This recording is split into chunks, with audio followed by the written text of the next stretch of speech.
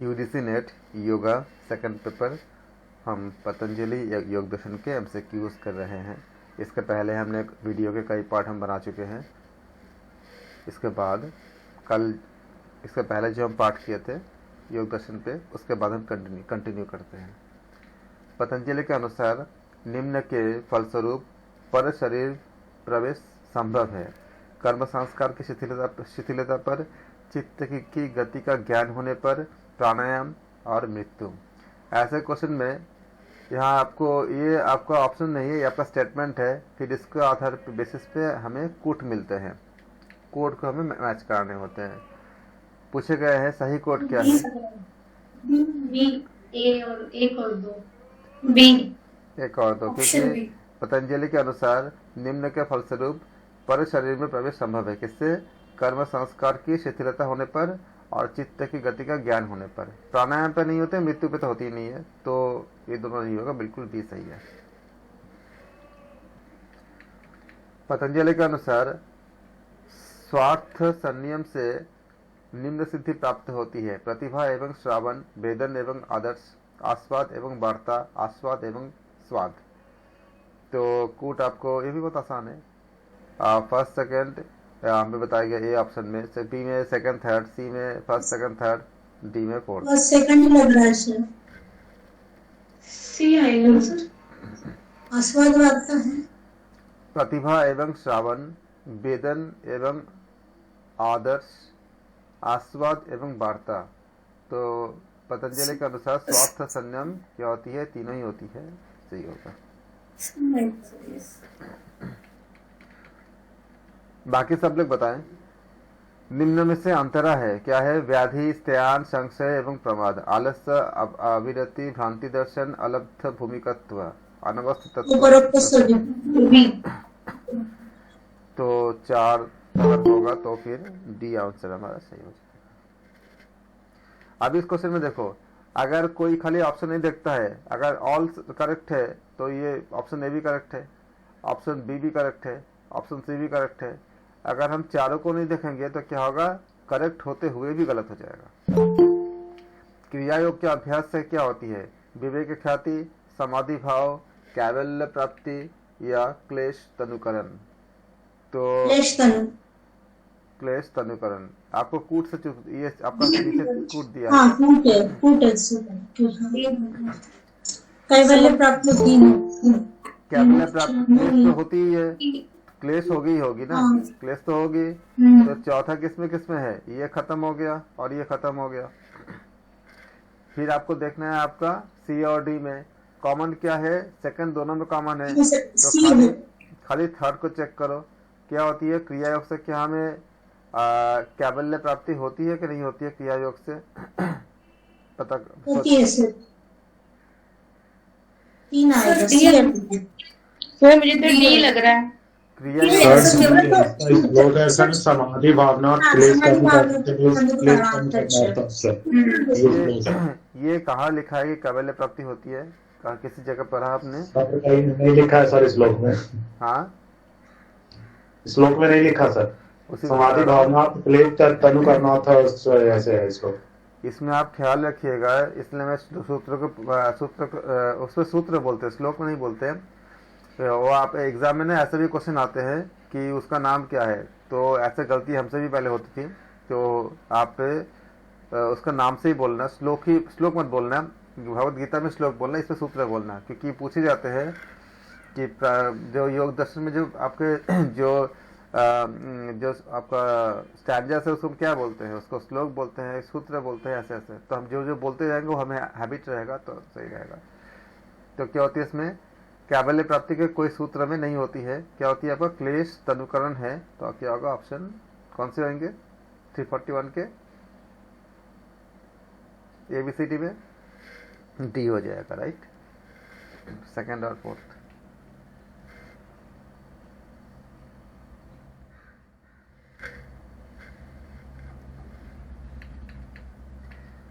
निम्न में से सिद्धियां क्या है? अनिमा, गरिमा, लघिमा, अविद्या, अस्मिता, महिमा प्राप्ति, प्राकाम्य, ईशित्व, वशित्व।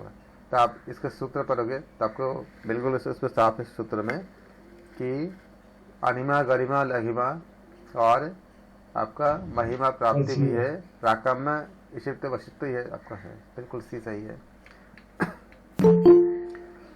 निम्न में से क्लेश क्या है? अविद्या अस्मिता, प्रमाण विपर्य, विकल्प निद्रा स्मिता या राग द्वेष अभिनिवेश। तो 343 का क्या हो जाएगा? आप जानते हो क्लेश?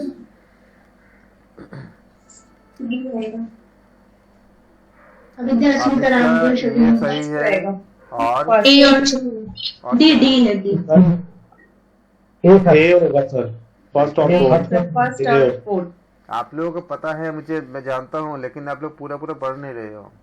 आप कैसे बोल सकते हो कि डी है? डी में क्या है वो तुम बता के दिखाओ। वो ऑप्शन देख रहे हो लोग, सेकंड देख रहे हैं लेकिन फर्स्ट होगा। हाँ, कोर्ट में है आंसर, इसके ऊपर का आंसर नहीं है। कोर्ट को देखो, पूरा पढ़ो क्वेश्चन को। तो क्या हो जाएगा आपका? अविद्या अस्मिता राग द्वेष अभिनिवेश। सबको रटा पड़ा है मुझे पता है, लेकिन खाली इसी को नेट वाला चेक करते हैं कि हमारा अवेयरनेस कितनी है। आंसर सबको पता है, सबको। हाँ, ऐसा कोई भी नहीं है जितने लोग अभी पार्टिसिपेंट में जो कर रहे हैं कि इनको पता ना, सबको पता है पंचक्लेश के बारे में। तो क्या हो जाएगा हमारा? ए हो जाएगा ऑप्शन। अविद्या अस्मिता राग द्वेष और अभिनिवेश। निम्न में से अक्लिष्ट वृत्तियां है। अविद्या अस्मिता राग, निम्न में से अक्लिष्ट वृत्तियां है। अविद्या अस्मिता, प्रमाण विपर्य, राग द्वेष अभिनिवेश, विकल्प निद्रा स्मृतयः। सर बी और डी आएगा, तो अलग है ना? क्या आएगा इसमें? प्रमाण विपर्य, विकल्प निद्रा स्मृति, ये पांचों अक्लिष्ट वृत्ति आएगी, लेकिन कोट में अलग रोमन ये नंबर थे ना। हाँ, सो मान लीजिए सी आएगा क्या सर? सी आएगा। सी होगा सर। राग द्वेष अभिनिवेश और विकल्प सर ये क्या कहेगा? राग द्वेष अभिनिवेश नहीं बोला है ना, पर ये क्लेश नहीं बोला। हाँ सर, ठीक है सर, ठीक है। अविद्या और अस्मिता तो क्लिष्ट वृत्तियां है ना। वृत्तियां बी और डी आएगा, बी और डी। सर राग द्वेष अभिनिवेश भी क्लिष्ट वृत्तियां हैं, अक्लिष्ट तो ये हो जाएगा। वो क्लेश है, वो क्लेश है। आप बताओ एबीसीडी में क्या बोलोगे? यहाँ नीचे कूट में बोलो, कौन सा कूट लोगे आप लोग? जो आप जो बता रहे हैं आंसर में बी एंड डी दोनों आएंगे। मतलब सर सी होगा, सेकंड एंड फोर्थ। या बोलोगे कूट बोलोगे ना, सेकंड एंड फोर्थ ऐसा बोलोगे। बी और डी दोनों नहीं, आपको एक ही कूट चूज करनी है ना। यहाँ पे थोड़ी गलती है इसमें कि उनको यहाँ पे फर्स्ट सेकंड थर्ड फोर्थ करना चाहिए था उन्होंने इसमें, या फिर यहाँ पे एबीसीडी करना चाहिए था। जहाँ ये फर्स्ट सेकंड थर्ड और फोर्थ ऐसा करना चाहिए था। तो हम क्या जाना हमने कि अक्लिष्ट वृत्तियां क्या है? आपका प्रमाण विपर्य, विकल्प निद्रा स्मृतयः। सूत्र भी तो आप लोग पढ़ चुके हो।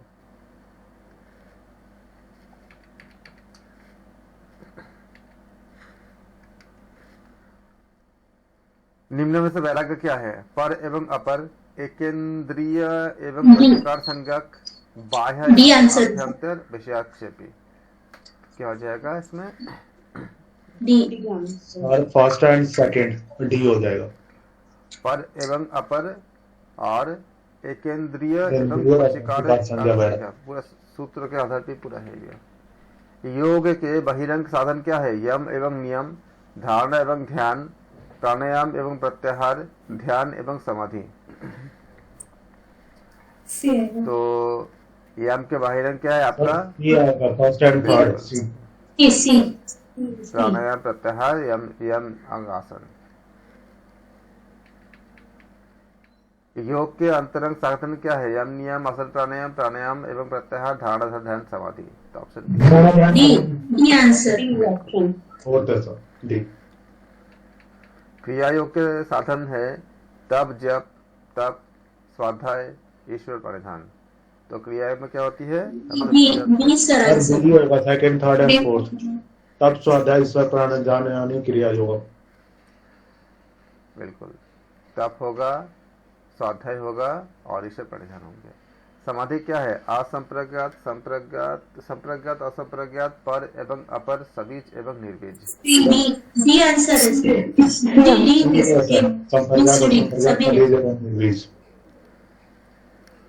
पर अपर वैराग्य है। वो ऊपर वैराग्य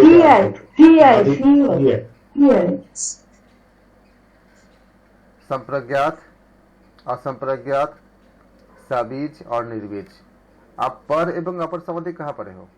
ऐसा कुछ समाधि पढ़े हो क्या? सब वैराग्य है, वो तो पर और अपर वैराग्य है। हाँ, समाधि नहीं है ना? वैराग्य। तो जो लोग डी बोल रहे वैराग्य जो लोग डी बोल रहे थे उसको चेक कर लीजिए, डी नहीं होगा, क्योंकि आप थर्ड कहाँ पढ़े हो? ऐसा तो कुछ पढ़े नहीं है आपने। अपना उसमें कॉन्सेप्ट मत लगाओ, जो श्लोक सूत्र में है उसी को आपको लिखनी है, अपने हिसाब से नहीं लिखनी है। व्याख्यात्मक संप्रज्ञात ही साबित समाधि है और असंप्रज्ञात निर्बीज समाधि। हाँ, लेकिन समाधि तो है ना, समाधि जी सर। हाँ, यहाँ तो समाधि पूछा गया ना, खाली समाधि है, ये तो आपका क्लासीफाई तो नहीं किया गया। लेकिन पर समाधि और अपर समाधि ऐसा कुछ नहीं पढ़ा ना आपने ना, इसलिए थर्ड तो नहीं होगा ना।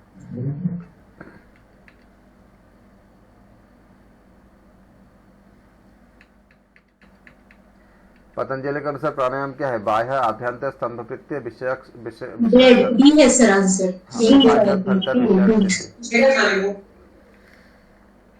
Sir D. B for boy, D आएगा।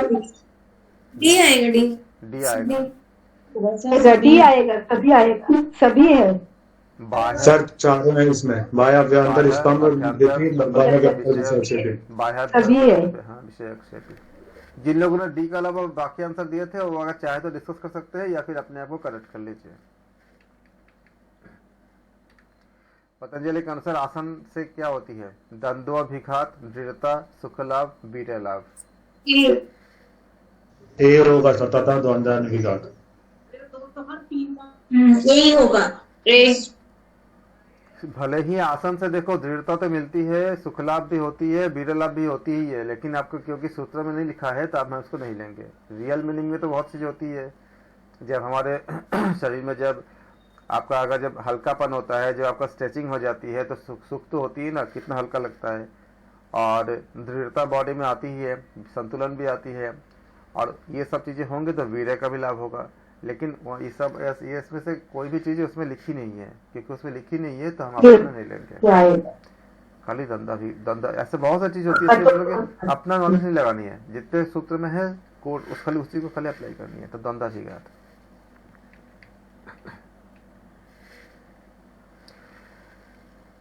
पतंजलि के अनुसार अष्टांग योग के अंग क्या है? यम, नियम, आसन, प्राणायाम, षटकर्म, आसन, प्राणायाम, प्रत्याहार, धारणा, ध्यान, समाधि,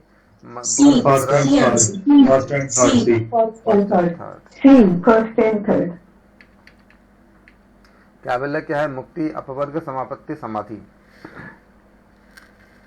तो कैवल्य क्या होते हैं? मुक्ति होती है, अपवर्ग होती है, तो ऑप्शन नहीं हो सही हो जाएगा। समापत्ति नहीं होती, समाधि नहीं होती है।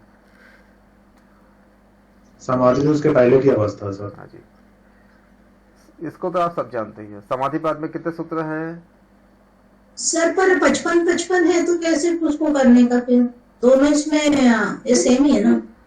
अरे तो कोड मिलानी है। कैवल्य में 34 है ना सर, कैवल्य में 34 है तो साधन और वो दोनों में लगा। हाँ, थोड़ा 55 और 34। हाँ, क्या बोल रहे हैं आप? स्क्रीन पे क्या बोल रहे हो सर? दोनों नीचे सेम हो रहे हैं तो फिर कैसे 55 है तो? साधन पाद में भी आपका 55 होती है, विभूति पाद में भी 55 होती है, तो मैच करानी है ना। अब इसके बाद आप देखो कि ऑप्शन में कैसे मैच कराया गया, उसके अकॉर्डिंग आंसर दे देंगे। देखो आपका क्या होना चाहिए, एक के साथ क्या होना चाहिए? एक के साथ बी होना चाहिए ना। एक के साथ बी किधर है? डी में आपका 1 के साथ बी है, डी में ही ऑप्शन में सही बैठ गया, बस हो गया। एक ही देखना है, बाकी सब किससे मैच कर रहा है बताओ? डी के साथ जो बी आप जोड़ोगे, ऑप्शन ये आपका डी क्या कहता है आपका फर्स्ट के साथ आप जो जोड़ोगे, फर्स्ट में कितनी है आपका? फर्स्ट में आपका है समाधिपाद। समाधिपाद में कितनी है? 51 सूत्र है। कहाँ पे लिखे? फर्स्ट में 51 मतलब एक के साथ बी तो खाली यही पे है ना, और किसी के है और किसी पे तो नहीं है, तो क्या का डी सही हो जाएगा।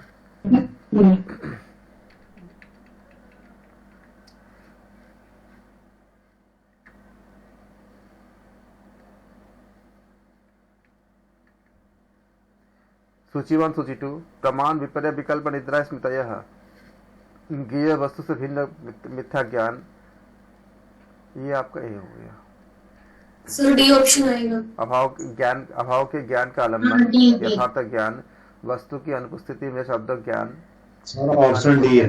विषय का पूर्ण प्रकट होना। अब आप मिलाएंगे इसमें, बिल्कुल आप लोगों को तो आंसर तो एकदम 1 सेकंड में आ जाता है, मुझे पता है, लेकिन सर प्रमाण का एक ही देखना था, यथार्थ ज्ञान, बाकी तो ऑप्शन कहीं है ही नहीं सीखा। जिन लोगों को वीडियो से देख रहे हैं और जिन्होंने अभी अच्छे से मतलब सारे पादों को नहीं पढ़े, सारे सूत्रों को नहीं पढ़े, उनके लिए बता रहा हूँ। आप लोग अगर आपका ऐसा कोई क्वेश्चन आता भी है तो आप रॉन्ग आंसर एलिमिनेशन या करेक्ट आंसर का इंक्लूजन अप्लाई कर लो। क्या देखते हो, प्रमाण के संबंध किसके साथ होती है? प्रमाण से हम क्या करते हैं, यथार्थ ज्ञान प्राप्त करते हैं, तो 1 का सी होना ही होना है। अब ये देख लो कि 1 के नीचे क्या सी के अलावा और कहीं पे कुछ है? एक ही जगह सी है, तो बाकी आप चेक नहीं भी करोगे तो भी क्या आपको डी मिल जाएगा। वैसे मैं ये अगर आपको आंसर तक पहुंचने के लिए एग्जाम में अगर आपको पता नहीं, कोई एक को निश्चित कर लो। जो जैसे अगर आपको पता है कि क्योंकि हम जानते हैं हम हर जगह पे कोर्ट कचहरी में हम प्रमाण मांगते हैं, मतलब क्या, यथार्थ ज्ञान मांगते हैं। जब प्रमाण का मतलब क्या होती है, यथार्थ ज्ञान होती है। तो ये आसान है क्योंकि हम रियल लाइफ में भी हम जानते हैं, तो हम इससे फेमिलियर है।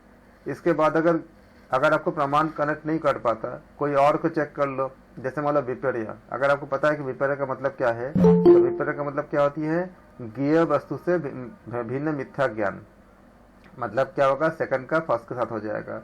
इनमें से किसी को भी आप अगर जोड़ देते हो, जैसे थर्ड में क्या है, विकल्प है। विकल्प क्या मतलब होती है, विकल्प का मतलब होती है, याद करो विकल्प का मतलब क्या था आपका, अनुभूत विषय का क्या था, विकल्प का थर्ड के साथ क्या हो जाएगा, जो अनुभूत विषय संपरमोसर करके था सर इसको। तो वस्तु की अनुपस्थिति में शब्द का ज्ञान होना।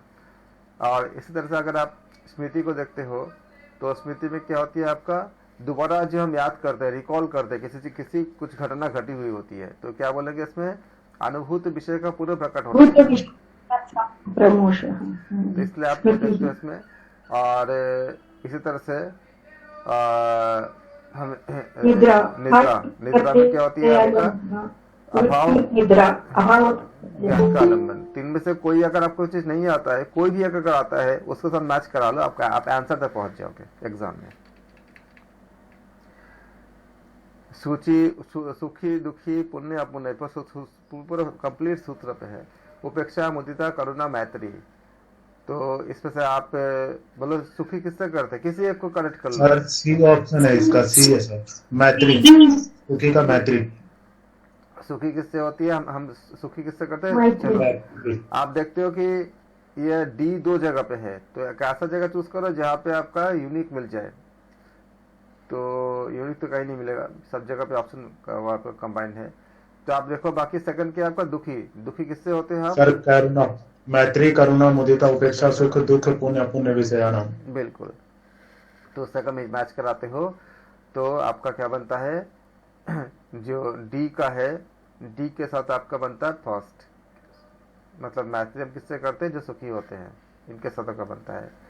वैसे अगर हम सबको मिलाएंगे, दुखी किससे करते हैं, दुखी सेकंड पार्ट जो है दुखी हम उससे करते हैं, किससे करते हैं दुखी हम किससे होते हैं, किसके प्रति, करुणा। तो सेकंड का क्या हो जाएगा आपका, करुणा के साथ हो जाएगा, राइट। फिर थर्ड क्या आपका, पुण्य के साथ मुदिता। और जो पांच होते हैं उपेक्षा। जो लोग वीडियो में देख रहे हैं उन लोगों के लिए, और जो लोग नहीं सुन सके ऑप्शन सी होगा, डी नहीं होगा, सी होगा ना, सी होगा। बहुत महत्वपूर्ण है 357 हेय हेतु हानोपाय। और इसका अभी आप लोग जिसको रेडी नहीं है उसको याद भी कर लीजिए, इन चारों का अर्थ क्या होती है। ये चारों का अर्थ में बहुत क्वेश्चन पूछे जाते हैं और अक्सर कभी कभी हम लोग मतलब इसमें जानने वाले भी डाउटफुल हो जाते हैं। तो हेय, हेतु, हान, हानोपाय। ऑप्शन बोलो क्या होगा इसमें? हेय का मतलब सी होगा सर। सी होगा। सी हे यानी दुख।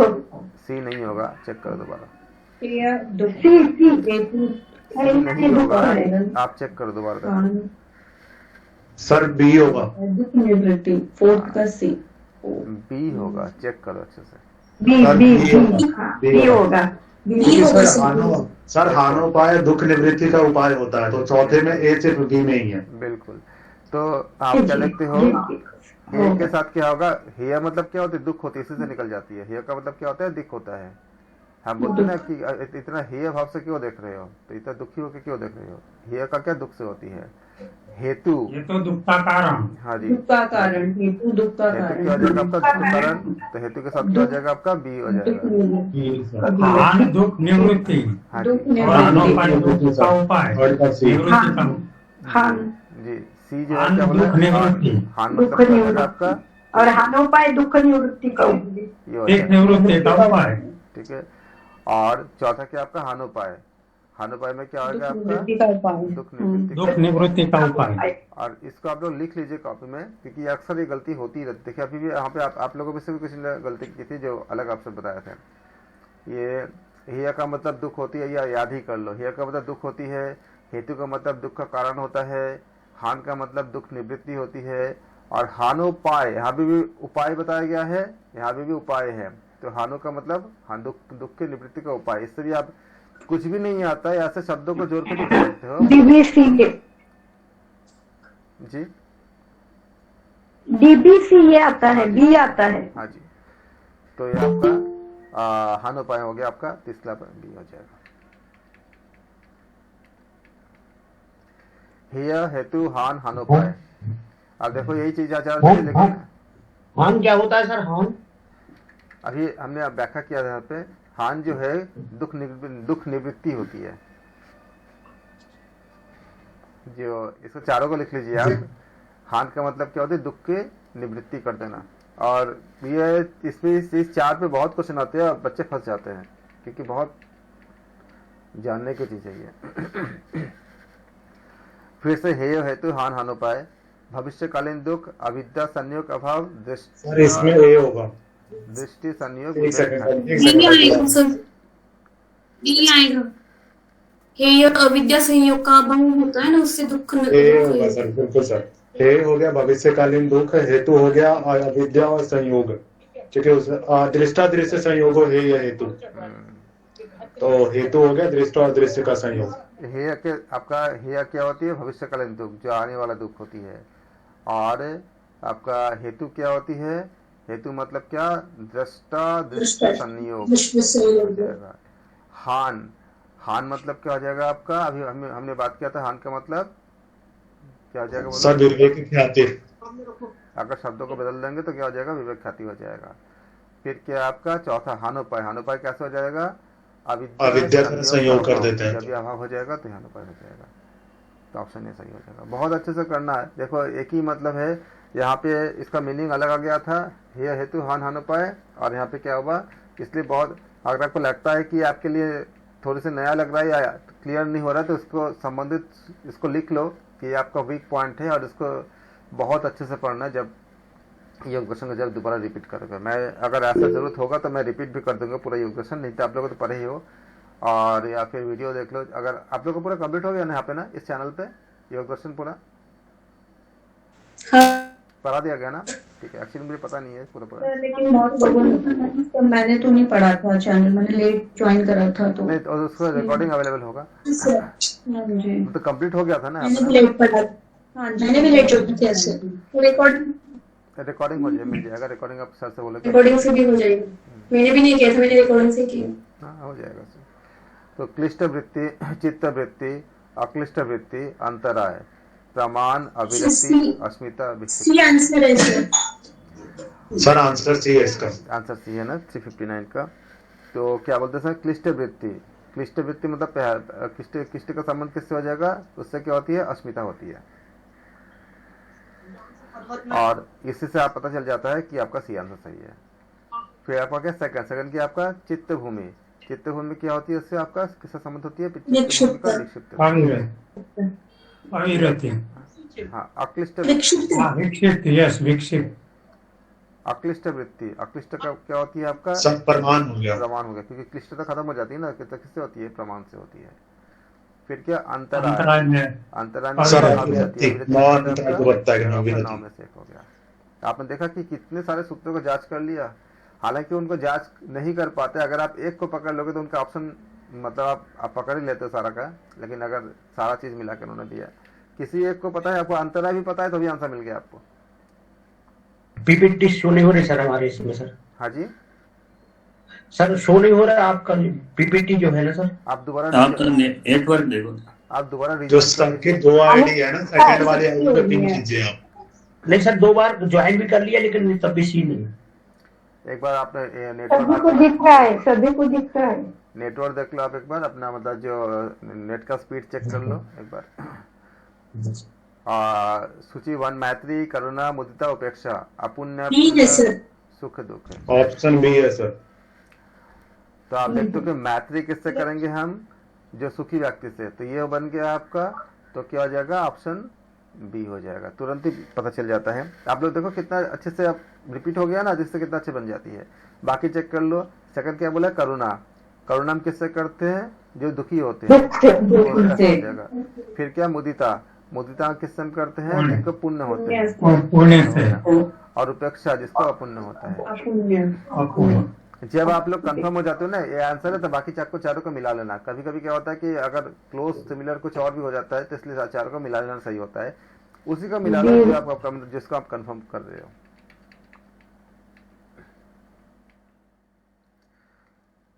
सूची सी आएगा सर ऑप्शन सी है सी इसमें। Answer C. बिल्कुल। कृष्ण शुक्ल, कृष्ण शुक्ल, अशुक्ल, अकृष्ण। पुण्य कर्म, निष्काम कर्म, पाप कर्म और पुण्य पाप मिश्रित कर्म। तो आप देखो इसमें क्या है, पहले अगर चेक करते हो तो क्या बोला है इसमें कि कृष्ण क्या होती है? पाप कर्म होती है। तो एक के साथ सी हो गया, तो सी सी आपके यहाँ पे है। तो जिन लोगों को पूरा नहीं भी रेडी है, इसको अगर एक मिला लेते हो तो ये बहुत आसान होता है। कूट वाला बड़ा सही होता है। इसमें आपको खाली कोई ना कोई एक तो पता ही होगा आपको, 4 में से उसको मिला लो। तो अगर आप या तो आधा ऑप्शन अपने आप छट जाती है, तुक्का मारने में भी आसानी हो जाती है, या फिर आपको एकदम सही आंसर तक पहुंच जाते हो, भले ही आपको पूरा पता भी ना हो। ये कूट वाला जो है, और मैंने इसका पूरा उनके जो एग्जाम्स पैटर्न को मैंने पूरा अच्छे से मतलब बहुत जिसे कहते हैं ना ऑपरेशन करके पूरा चीट फाड़ करके मैंने पूरा उनका रिसर्च किया, स्टडी किया पैटर्न को। मैं बता देता हूँ आपको। 100 क्वेश्चन रहेंगे, 100 में से करीब करीब 50 के अराउंड, कभी 45 होता है, कभी 55 होती है। आधा क्वेश्चन आपका सिंगल आंसर रहेगा, जो हम ऊपर कर चुके हैं, एक ही आंसर रहेगा। सिंगल ऑप्शन में आपका रहेगा, जिसमें कोई आपका कूट वगैरह नहीं रहेगा। जो हम ऊपर जो कर चुके हैं, करीब 45 क्वेश्चन ऐसे होते हैं जिसमें खाली सिंगल ऑप्शन रहते हैं खाली। और 55 जो क्वेश्चन करीब ऐसे होते हैं जिसमें आपका ये कूट के साथ होंगे या पैराग्राफ दे देंगे, मतलब आपको ये बहुत मतलब हेल्प मिल जाती है। तो अगर इस स्ट्रक्चर का अध्ययन करोगे तो साफ साफ पता चलता है कि सिंगल ऑप्शन को सही करने के लिए आपका नोट्स कैसा होना चाहिए। पता है ये नोट्स पीडीएफ वगैरह कुछ नहीं होता, जो आप इसलिए लोग भटक जाते हैं। और इतना पीडीएफ पढ़ने के बाद भी आप पढ़ते कितना पीडीएफ? आप लोगों को तो पता, बहुत से ग्रुप से जुड़े होते हो, जितना पीडीएफ मिलते पढ़ते होते हो क्या? नहीं पढ़ते हो, कोई नहीं पढ़ता, वो सब ऐसे ही पढ़ा रहता है। क्योंकि नहीं होता है सच में, जगह थोड़ा होता है नहीं होता है सर। वो कब का वीडियो बोलो ये बोलो खाली कहने के लिए होती है, हम पूरा देख ही नहीं पाते। तो हमें जिस समय मैंने बहुत, मेरे तो यही काम है पूरा, मैं स्टूडेंट को देखता रहता हूँ कि जिसका जो नेचर कैसा है और क्या करने से क्या मिलता है। जो बच्चे ऐसे होते हैं, चलो देख लेंगे, चलो ये तो हमें नेट पे भी मिल जाएगा, चलो हमें यहाँ भी मिल जाएगा, वहाँ मिल जाएगा, तो इतनी ज्यादा होती है अवेलेबिलिटी, वो कभी खत्म पूरी नहीं हो पाती और क्लास पे क्लास चलती रहती है, फिर सब छूटती रहती है। और जो बच्चे नहीं अभी करना है, यहीं पे करना है, करके खत्म करनी है, या बस हाथ से अभी लिखनी है, ऐसा जो करते हैं उनका हो जाता है। फिर उनको मतलब उनका कुछ पेंडिंग नहीं होता और वो सफल हो जाते हैं। इसलिए मैं बताता हूँ कि अपने हाथ से लिखो। मैं किस ज्यादा बहुत जो जरूरी है, ठीक है, उपनिषद हमने पढ़ाया, आपको रीडिंग करनी है, मैंने आपको भेज दिया, बाकी मैं कुछ नहीं भेजता, कभी ना कभी भेजूंगा, क्योंकि मुझे पता है कि उससे कुछ होना दोना नहीं है। अगर आपको करनी है, आपके पास रिकॉर्डिंग अवेलेबल है, अपने कॉपी लो, मैं साथ साथ लिखवाता भी हूँ, बोलता हूँ लिखने के लिए, कॉपी लो, पेन लो, लिखो, छूट गया दोबारा रिकॉर्डिंग देखो, देख करके उसको अपने हाथ से लिखो। जब आप देखोगे, सुनोगे, लिखोगे तो आपके सारे सेंसेस उसी में फोकस रहेगा आपका, फिर वो तैयारी अच्छी होती है। ये जो 50 क्वेश्चन है, आप जब इस तरह लिखोगे ना, आपके खुद के अंदर एक मैकेनिज्म डेवलप हो जाएगा, एक स्ट्रैटेजीज डेवलप हो जाएगा। आप किसी पे बैसाखी की तरह डिपेंडेंट नहीं रहोगे। हम कभी नहीं थे, मैं अपनी बात बोल रहा हूँ, मैं कभी भी नहीं था किसी के ऊपर बैसाखी की तरह डिपेंडेंट। बस उन किसी से खाली पता कर लिया, उनके क्लास ले लिया, हमें कॉन्सेप्ट आ गई, उसके बाद सारा काम खुद से किया। अब उसकी इतने फायदा हुआ कि आपको मैं मतलब बहुत ही ज्यादा फायदा होगा कि हमेशा रेडी हो, हर चीज के लिए हमेशा रेडी हो, क्योंकि कोई रिवीजन की जरूरत नहीं है ज्यादा। हालांकि रिवीजन तो करेंगे एग्जाम के पहले, लेकिन अगर मान लो कि शॉर्ट टाइम नोटिस पे भी अगर एग्जाम हो जाती है तो ज्यादा दिक्कत नहीं है। जो सिंगल आंसर जो क्वेश्चन होती है, उसको करने का तरीका क्या होते हैं? तरीके होते हैं, आप क्वेश्चन को आप देखा आपने एमसीक्यूज को, जो चीजें आपको अच्छे से आते हैं वो तो ठीक है, और जिसमें थोड़ा सा भी आपको ज्यादा पढ़ने की, ज्यादा डेप्थ की, या जैसे अभी हमने हिया हेतु हान हानुपाय देखा, पढ़ा तो सबको ही है लेकिन डेप्थ बहुत है, तो उसका आप अपने कॉपी एक रजिस्टर में उसका एक एक लाइन करके सारा लिख लो। जो आपको उस समय आप खुद ही डिसाइड कर लोगे कि आपके लिए क्या ज्यादा इंपॉर्टेंट है, क्या आपको नहीं आता है। सबके इंडिविजुअल अलग अलग होती है। अगर ऐसे करते जाओगे तो वो जो नोट्स होगी ना, इतनी जल्दी रिवीजन होती है। और लाइन लाइन लिखो, मतलब पूरा पैराग्राफ मत लिखो, क्योंकि पूरा पैराग्राफ लिखोगे ना तो पूरा पैराग्राफ में आपको फिर ढूंढना पड़ेगा कि आपका मेन कीवर्ड कहाँ पर है, वो चीज कहाँ पर है। तो एक एक लाइन पे, जैसे एक लाइन लिखा हिया का मतलब लिख दिया आपने, डैश दे दिया, लिख लो एक लाइन पे। फिर दूसरे लाइन में लिखा हेतु लिख लिया आपने, हेतु का मतलब आपने अपने हिसाब से लिख लो, जैसे आप खुद समझ पाओ। फिर क्या होता है, तीसरा क्या है, आपका नोट्स बनाने के 2 तरीके होते हैं। आपका मोटो क्या है? अगर आपका मोटो ऑब्जेक्टिव है तो आपके नोट्स खाली आपको ही समझना है, किसी और को समझाना नहीं है, तो उसके लिए क्या करते हैं, हम छोटे छोटे कोड में लिख देते हैं जिससे खाली हम समझ पाए। और अगर डिस्क्रिप्टिव है, जिसको हम लोगों को समझाने हैं, तब हम जो नोट्स लिखते हैं तब पैराग्राफ में ऐसा से लिखते हैं ताकि वो उसी चीज को हमें वहां पर रिप्रोड्यूस करनी है। तो ऑब्जेक्टिव वाला क्वेश्चन का नोट्स बहुत आसान बन जाते हैं, क्योंकि ऐसा हम इसको छोटे छोटे लाइन पे लिख देते हैं जिसको खाली हमको ही समझनी है, किसी और को नहीं समझाना है। तो ये हो गया, हेतु हो गया। ऐसे आप तीसरे लाइन पे हान लिख दो, हान को एक लाइन पे आप डिस्कस कर दो। फिर चौथे में आप हानुपाय लिख दिया आपने, तो क्या हुआ कि ये आपका बहुत छोटे में और आपका यूनिक नोट्स बन गया। और ये जब दोबारा पढ़ोगे ना तो इतने अच्छे आपका रेडी होगा, मतलब बहुत ही जल्दी आप रिवीजन कर लोगे, क्योंकि आपने खुद अपने हाथ से लिखा ना, और बहुत कम लिखा, जितना जरूरत उतनी ही लिखा आपने। ये सब कहाँ मिलेगा आपको? पीडीएफ में कभी नहीं मिलता। और जब मैं एक आपको विज्ञान की बात बोल देता हूँ, मैथ्स मान लो आप किसी को पढ़ा रहे हो, खुद पढ़ रहे हो, लाख समझ लो, लाख आप पूरा क्लास ज्वाइन कर लो, आता कब है मैथ्स? जब आप अपने हाथ से सॉल्व करते हो। नहीं तो आपसे कभी होता है कि किसी क्लास में आपने मैथ्स देख लिया करते हुए, समझ लिया और आपका आ गया? कभी नहीं होता जब तो खुद से नहीं करते हो। क्यों होती है? जब खुद करते हो ना तो ज्ञान मुद्रा लगती है। देखो ज्ञान मुद्रा का पोस्चर अपने आप लगती नहीं लगती, दोनों उंगली टच होती है ना। ये ज्ञान मुद्रा आपको बहुत हेल्प करता है चीजों को अपने अंदर अंतर्निहित करने के लिए। तभी बोलता हूँ कि हमेशा एक हाथ से कम ज्ञान मुद्रा हमेशा लगा के रखा करो और फिर करो। ये आपको बहुत हेल्प करेगा, बहुत ही ज्यादा जल्दी, कम से कम टाइम में और कम से कम मेहनत पे वो चीजें आपको फिर पेंडिंग नहीं पड़ेगा, अपने आप होता जाएगा। तो वो बहुत ज्यादा इम्पैक्ट करता है, बहुत ज्यादा यूजफुल है। ऐसे शेयर कर देना, किसी को दे देना और कहीं से मतलब कुछ ले लेना, वो सब वही पड़ा रहता है। आप अगर आपने सर्च करोगे तो आपका पूरा फोन का मेमोरी पूरा भर चुका होगा इन सब चीजों से, लेकिन दिमाग में आपने कितना भरा? आपने बहुत ही कम भरते हैं। ये ह्यूमन साइकोलॉजी है, हो नहीं पाता आपके साथ। सर ज्ञान मुद्रा में अंगूठा और पहली वाली उंगली को मिलाते हैं सर, मोड़ के रखते हैं अंगूठा में, टच करते हैं खाली तो आपका मतलब एंड टू एंड टच करते हैं। अब बाकी में आपको बोलोगे तो आप, मैं जो बोलता हूँ ना, आप लोग मुझे ग्रुप पे दोबारा मुझे मैसेज करके रिकॉल करा दिया करो, क्योंकि मेरे इतने सारे क्लासेस होते हैं ना, भूल जाता हूँ मैं कि कहाँ पे क्या मतलब भेजना है। आप मैं आपको फोटो सब भेज दूंगा। और इसको ज्ञान मुद्रा मेरा जैसे होता है, कभी कभी नींद पे भी लगा रहता है, इतनी ज्यादा प्रैक्टिस हो जाती है। कुछ करना धरना तो है नहीं, खाली एक आप देखोगे 90% केस में हमारा एक हाथ खाली ही रहता है। अगर आप खाना भी खा रहे हो तो दाएं हाथ से खाओगे ना, तो क्या हुआ? बाएं हाथ खाली है। अगर आप लिख रहे हो तो या तो दाएं हाथ से लिखोगे या तो फिर बाएं हाथ से लिखोगे, तो एक हाथ तो खाली होगा ना।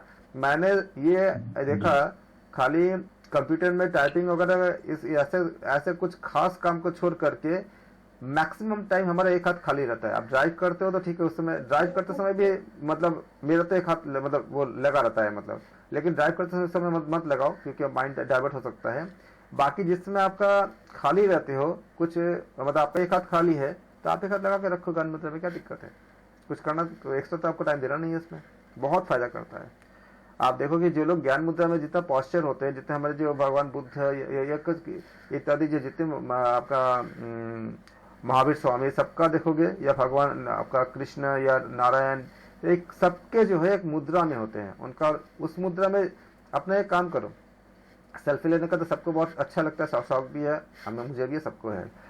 एक सेल्फी लो ऐसे बिना मुद्रा के, मतलब अपने डेली हरकतों के जो हम जिस तरह से हम हाव भाव बनाते हैं ऐसे ले लो, और एक फोटो लो बस उसी टाइम पे, एक फोटो लो अपने इस जगह पे, मतलब क्या कहते हैं उसको, मतलब जो जहाँ पे हम चंदन लगाते हैं उस जगह, मतलब आप यहाँ पे भ्रुकुटी के बीच में चंदन लगा लो और हाथ में ज्ञान मुद्रा लगा लो, लगा करके किसी को बोलो एक आपका सेल्फी खींचने के लिए, या खुद ही टाइमर में लगा के सेल्फी खींच लो।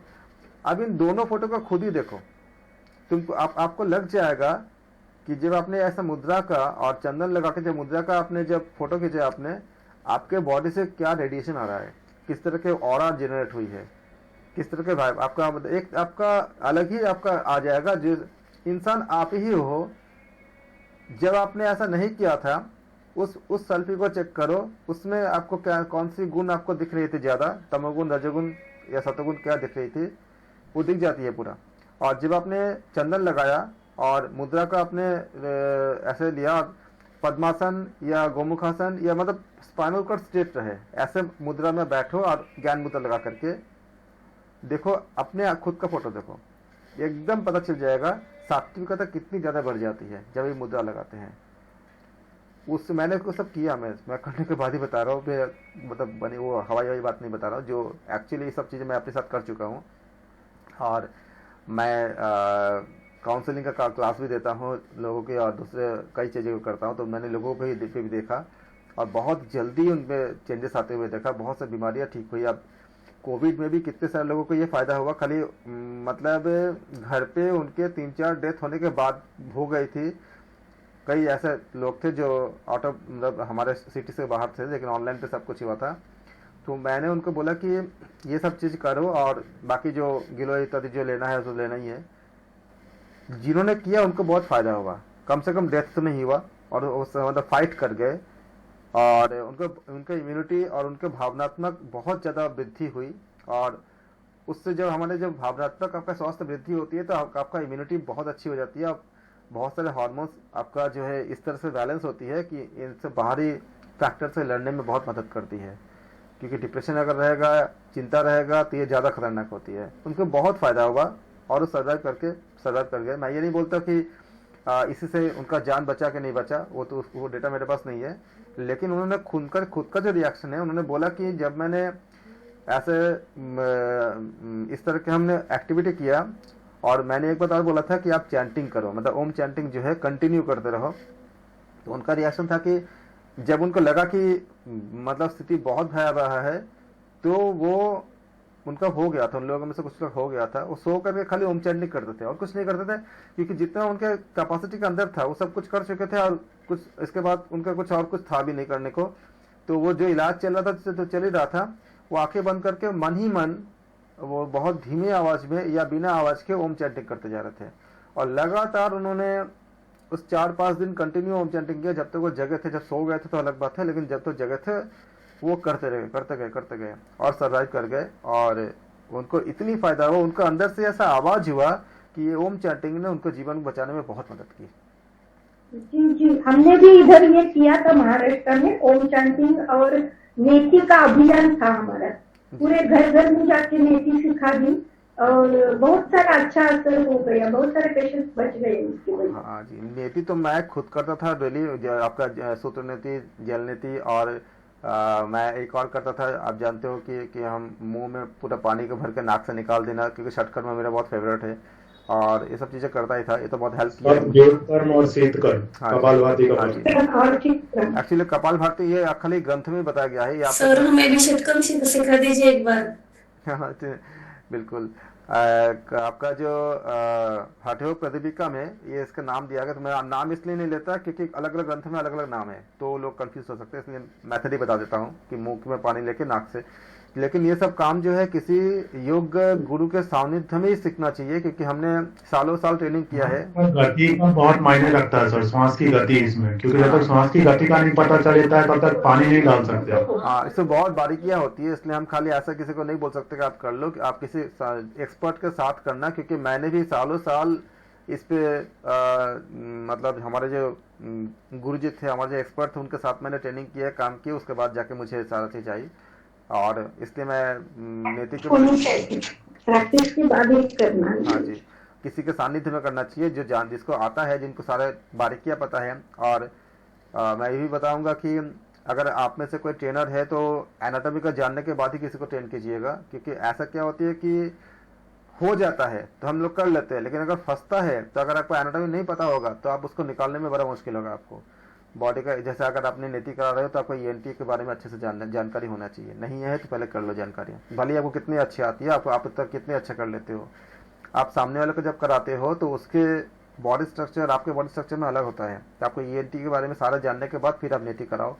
ऐसे ही आपका जो है अगर आप किसी को धोती कराते हो तो पूरा ईएनटी के साथ साथ आपका पूरा बॉडी का सिस्टम है, आपका जो पाचन तंत्र के बारे में सारे जानकारी होने चाहिए, बहुत बारीक बारीक से, कि कितने मिनट होने चाहिए, नहीं तो फिर आपको धोती मतलब खाना जब अंदर जाती है तो कितने मिनट थोड़े देर में डाइजेस्ट होना शुरू हो जाता है वो ना, वो टाइमिंग होती है, इसलिए 10 मिनट से ज़्यादा कभी भी न रखा है। और शुरू में 5 मिनट तक जितनी जाता है उतनी चाहिए। भले ही ग्रंथों में लिखी है कि पहले दिन 1 हाथ जाना चाहिए, आप 1 हाथ की तरफ मत जाओ, जितना हो सकता है उतना जाओ, थोड़ी सी आप अपने हिसाब से करो, लेकिन 5 मिनट से ज़्यादा, 5 मिनट जितना होता है उतना ही, उसके बाद निकाल दो। वैसे ग्रंथ में 10 मिनट के बारे में मतलब बोलते हैं कि 10 मिनट तक कर सकते हो हम, लेकिन अब 5 मिनट बोलोगे तो 6 मिनट कर सकता है, लेकिन 10 बोलोगे तो 12 लग जाएगा। अगर इनकेस अगर उससे खींच लिया तो फिर बहुत दिक्कत होगी और फिर बहुत सारी परेशानी हो सकती है। इसलिए आप पूरा एनाटॉमी को जानने के बाद ही किसी को कराओ। अगर कोई मतलब गाइड है, कोई अगर मेंटर है, या कोई किसी को आपका क्लास देते हो, क्लास कहीं पर कराते हो, तो अपने हम जब खुद करते हैं, हमारा एज, हमारा बाकी से जितने भी हमारा पैरामीटर्स है दूसरे से अलग हो सकता है, किसी का आपका लेने का क्षमता अलग हो सकती है, तो ये सब चीज़ें देखना। और जब भी किसी को कराते हो, खुद करते हो, कुछ हाइजीन प्रिपरेशन जरूर ले लेना। जैसे धोती कराते हो तो ऐसा नहीं कि धोती पहले का रखा हुआ है आप तुरंत करा दिया उसको पहले 1 दिन पहले उसको स्टेरिलाइज करो, अच्छे से उबाल लो डेटॉल पानी से या किसी आपका ऐसी तरह से, ताकि उसका पूरा स्टेरिलाइज हो जाए। उसके बाद उसको सुखा लो, फिर उसको रोल करा लो, उसके बाद ताकि उसमें आपका मतलब, क्योंकि अगर आप ऐसे चीज़ें रखी रहते, कपड़े रखे रहते हैं, तो उसमें बाहर से मॉइस्चर होने के कारण कई तरह के कीटाणु उसमें अपने आप जुड़ जाते हैं, भले ही वो नया क्यों ना हो। ये सब चीज़ें पूरा देखना, पूरा करना। ऐसे अगर आप तो किसी को सूत्रनीति करा रहे हो तो सूत्रनीति का सफाई करना, ये सब चीज़ों को बहुत ध्यान रखनी होती है, ताकि उनके अंदर कोई इन्फेक्शन ना हो। अपने अकॉर्डिंग कभी जज नहीं करना होता कि मुझे इतने अच्छे से आ गया तो सबको आ जाएगा, ये ज़रूरी नहीं होता। सबका अपना अपना सिस्टम अलग होती है, इसलिए मेंटर बनने से पहले सबको आपको जान के तब किसी को हेल्प करना चाहिए। हेल्प बहुत करता है, लेकिन अगर सर एनाटॉमी का नेट की हेलो सर, मेरा आवाज है? हाँ बोलिए, क्या बोल रहे हैं आप? आपका आवाज नहीं आ रहा। सर एनाटॉमी के लिए खाली नेट की प्रिपरेशन के लिए नहीं बोल रही हूँ, लेकिन खुद के नॉलेज के लिए अगर स्टडी करना है तो सब बुक अच्छा रहेगा। आप मुझे मैसेज करना, आपके अकॉर्डिंग मैं बता दूंगा कि आपके खुद का मुझे कुछ जानना होंगे यहाँ पे, तो इस ऑनलाइन रिकॉर्डिंग में मैं आपको उतना नहीं बता सकता, लेकिन आप जैसे आपका मुझे बैकग्राउंड जानने होंगे कि आप बायोलॉजी के थे, कि आप साइंस का बैकग्राउंड है, या आप एकदम बेसिक से शुरू करना चाहते हो, मीडियम बताएंगे, हिंदी की इंग्लिश, इसके अकॉर्डिंग मैं आपको बुक बता दूंगा। बुक सारे अवेलेबल है और मैं आपको सारा मतलब बता दूंगा, लेकिन आपका जो लेवल है उसके अकॉर्डिंग बता दूंगा सारा। कुछ आपका नर्सिंग के बुक भी है, वो बहुत अच्छी बुक है, जिसमें आपको बहुत अच्छे से आपको नॉलेज मिल जाएगी। और अगर आपने बेसिक अभी तक नहीं किया है तो फिर आपको एकदम बेसिक आपको 9th से शुरू करने पड़ेंगे, 9th के बुक से।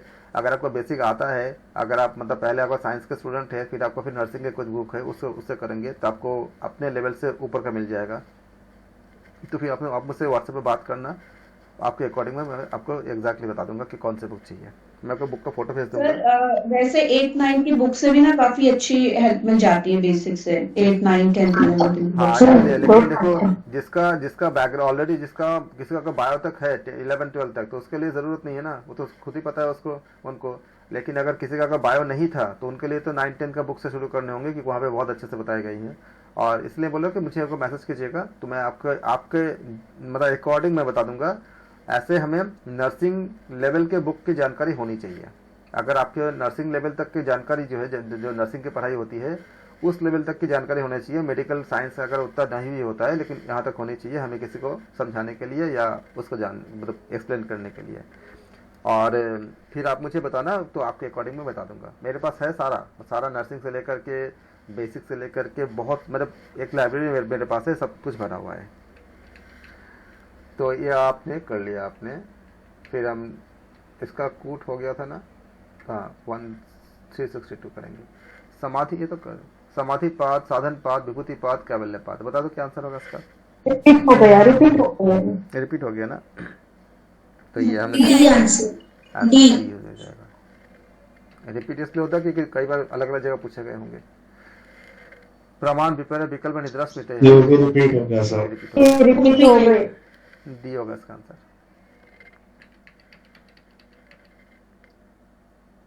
ये भी रिपीट है सर। देखो रिपीट कुछ और है, ऑर्डर तो चेंज नहीं है, ऑर्डर कुछ चेंज होगा शायद।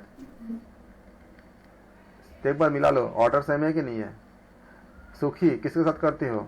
सुखी आपका ऑप्शन क्या मैत्री है, सेम है सर, सेम कोई ऑर्डर नहीं ऑप्शन भी सेम है।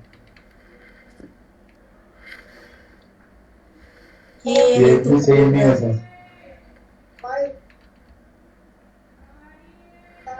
ये भी सेम है सर। कॉपी पेस्ट डबल हो गया होगा सर। क्लिष्ट भूमि सेम आ रहा है। सेम है सर, ये भी अंतर है अभी। ये भी रिपीट हो गया।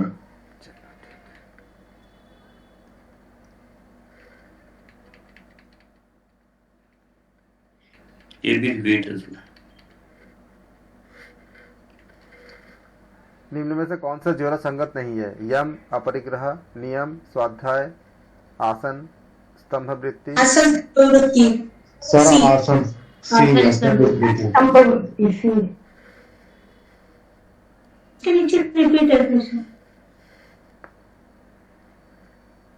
यम, अपरिग्रह, हाँ, नियम, स्वाध्याय, ये खेले ऑप्शन प्राणायाम के साथ क्या ऊपर दीर्घ सूक्ष्म था, और यहाँ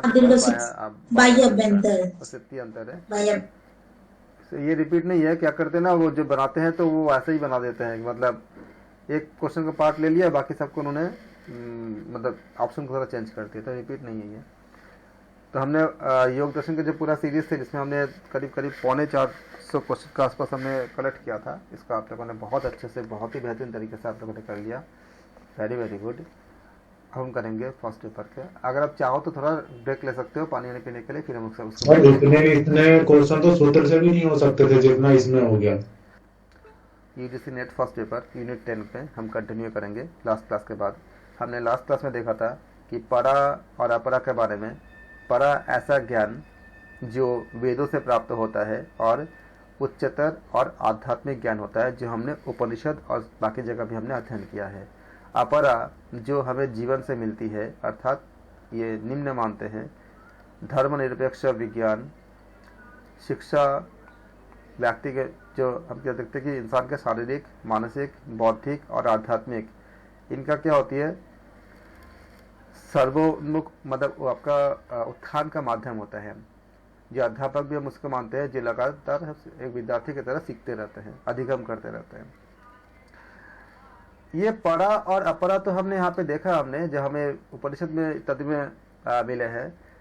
क्या हम आधुनिक विज्ञान में इसको हम कहीं देख पाते हैं? माइक खोल के बताएंगे, बता जिनको आता है बता सकते हैं। आधुनिक विज्ञान में क्या आपने कहीं पढ़ा ऐसे बातें जो नॉर्म आपका कॉमन टर्मिनोलॉजी में, जो आपके सिलेबस में है भी अलग तरह से दिया है, जिसको हमने इसी बातों को पढ़ा हमने?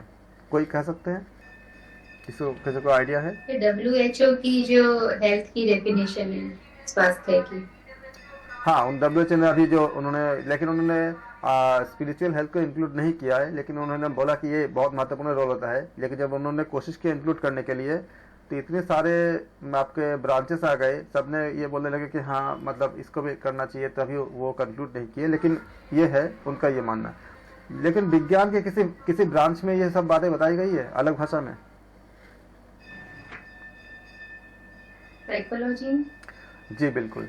साइकोलॉजी में अगर मुझे बात चल रही है, अगर मुझे साइकोलॉजी पढ़ाने के लिए अगर होगा तो मैं साइकोलॉजी पढ़ाऊंगा आप लोगों को। अभी मैं बता रहा हूँ। साइकोलॉजी में नीड के बारे में बताया गया है। एक तो हमने सिगमंड फ्राइड के बारे में पढ़ेंगे, उनके बहुत बहुत विस्तार से है। उसके बाद कुछ और साइकोलॉजिस्ट आए थे, उन्होंने नीड के बारे में बताया। हिंदी इंसान के 4 नीड ऐसे होती है जो लोअर नीड होती है, जो हमें मतलब कम से कम 4 नीड। हालांकि उन्होंने उसका और भी उन्होंने ब्रांचेस उन्होंने बताए हैं, अगर मैं पढ़ाऊंगा तो उससे समझाऊंगा उस पर। भय भूख नींद सेक्स, ये आपका 4 जो है आपका निम्न आपका लोअर नीड होती है। और जो हायर नीड होती है ये कॉन्शियस लेवल की होती है, मतलब आपका जो स्पिरिचुअल कॉन्शियस होती है उसके होती है, जिसको हमने हायर नीड कहते हैं। उन्होंने खाली शब्दों को चेंज कर दिया, परा अपरा के जगह पे लोअर नीड हायर नीड बताया। और इसके उन्होंने बहुत सारे डिटेल में मैंने व्याख्या की है, हम उसमें जाएंगे तो हमारे इसमें ये हमें हट जाएगा, तो मैं खाली शॉर्ट में बता रहा हूँ। परा और अपरा के बारे में जो हम बात कर रहे हैं यहाँ पे, परा मतलब क्या हुआ कि ऐसा ज्ञान जो वेदों से प्राप्त होते हैं, उच्चतर आध्यात्मिक ज्ञान। इन्होंने इसी से बोला है कि इंसान में हायर नीड और लोअर नीड 2 तरह के क्लासिफिकेशन किए हैं। लोअर नीड में ये आती है जो हम लोग डेली काम करते हैं, भय भूख नींद और सेक्स, ये आपका 4 में आती है। और उन्होंने और भी ये बात बताया कि हम अपने बॉडी के अंदर इंसान में जो नेचर होता है उसमें आप मतलब आप लोग पढ़ चुके होंगे कि कैटाबॉलिज्म एनाबॉलिज्म, अगर ये सब आपको फैमिलियर होते हैं सब टर्म से, कि हम खुद ही अपना पोषण भी करते हैं और वैसे भी काम करते हैं जिससे हमारा खुद का विनाश या नष्ट भी होता हो। ये हम खुद ही करते हैं। कोई कह सकते हो कि ये दोनों चीज कैसे करते हैं?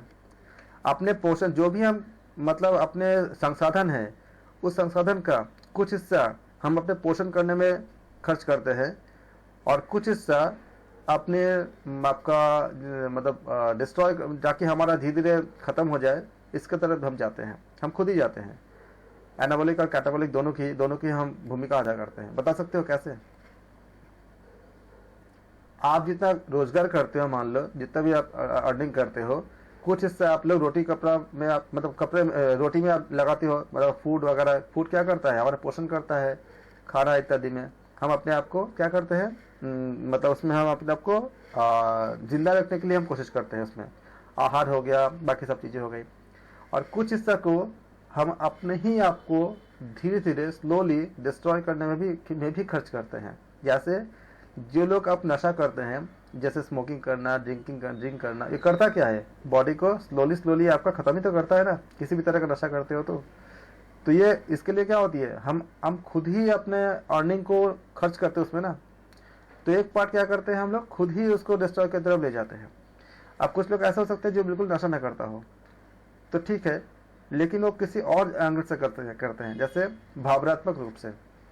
एक तो विचार ऐसा होता है जो सात्विक होता है, जिससे हम अपने आप को स्पिरिचुअल करते हैं, अपने आप को ग्रोथ करते हैं। जैसे हमने गीता, भगवत गीता, उपनिषद इत्यादि करके अपने विचारों को शुद्ध करके हम अपने क्या करते हैं, जीवन को पोषण करते हैं। ऐसे भी जानते हो कि इन सब ग्रंथों का असर ये होती है कि हमारे शरीर से तनाव इत्यादि खत्म हो जाती है और स्ट्रेस खत्म होती है, तो हमारे अंदर बहुत से सकारात्मक विचार उत्पन्न होते हैं।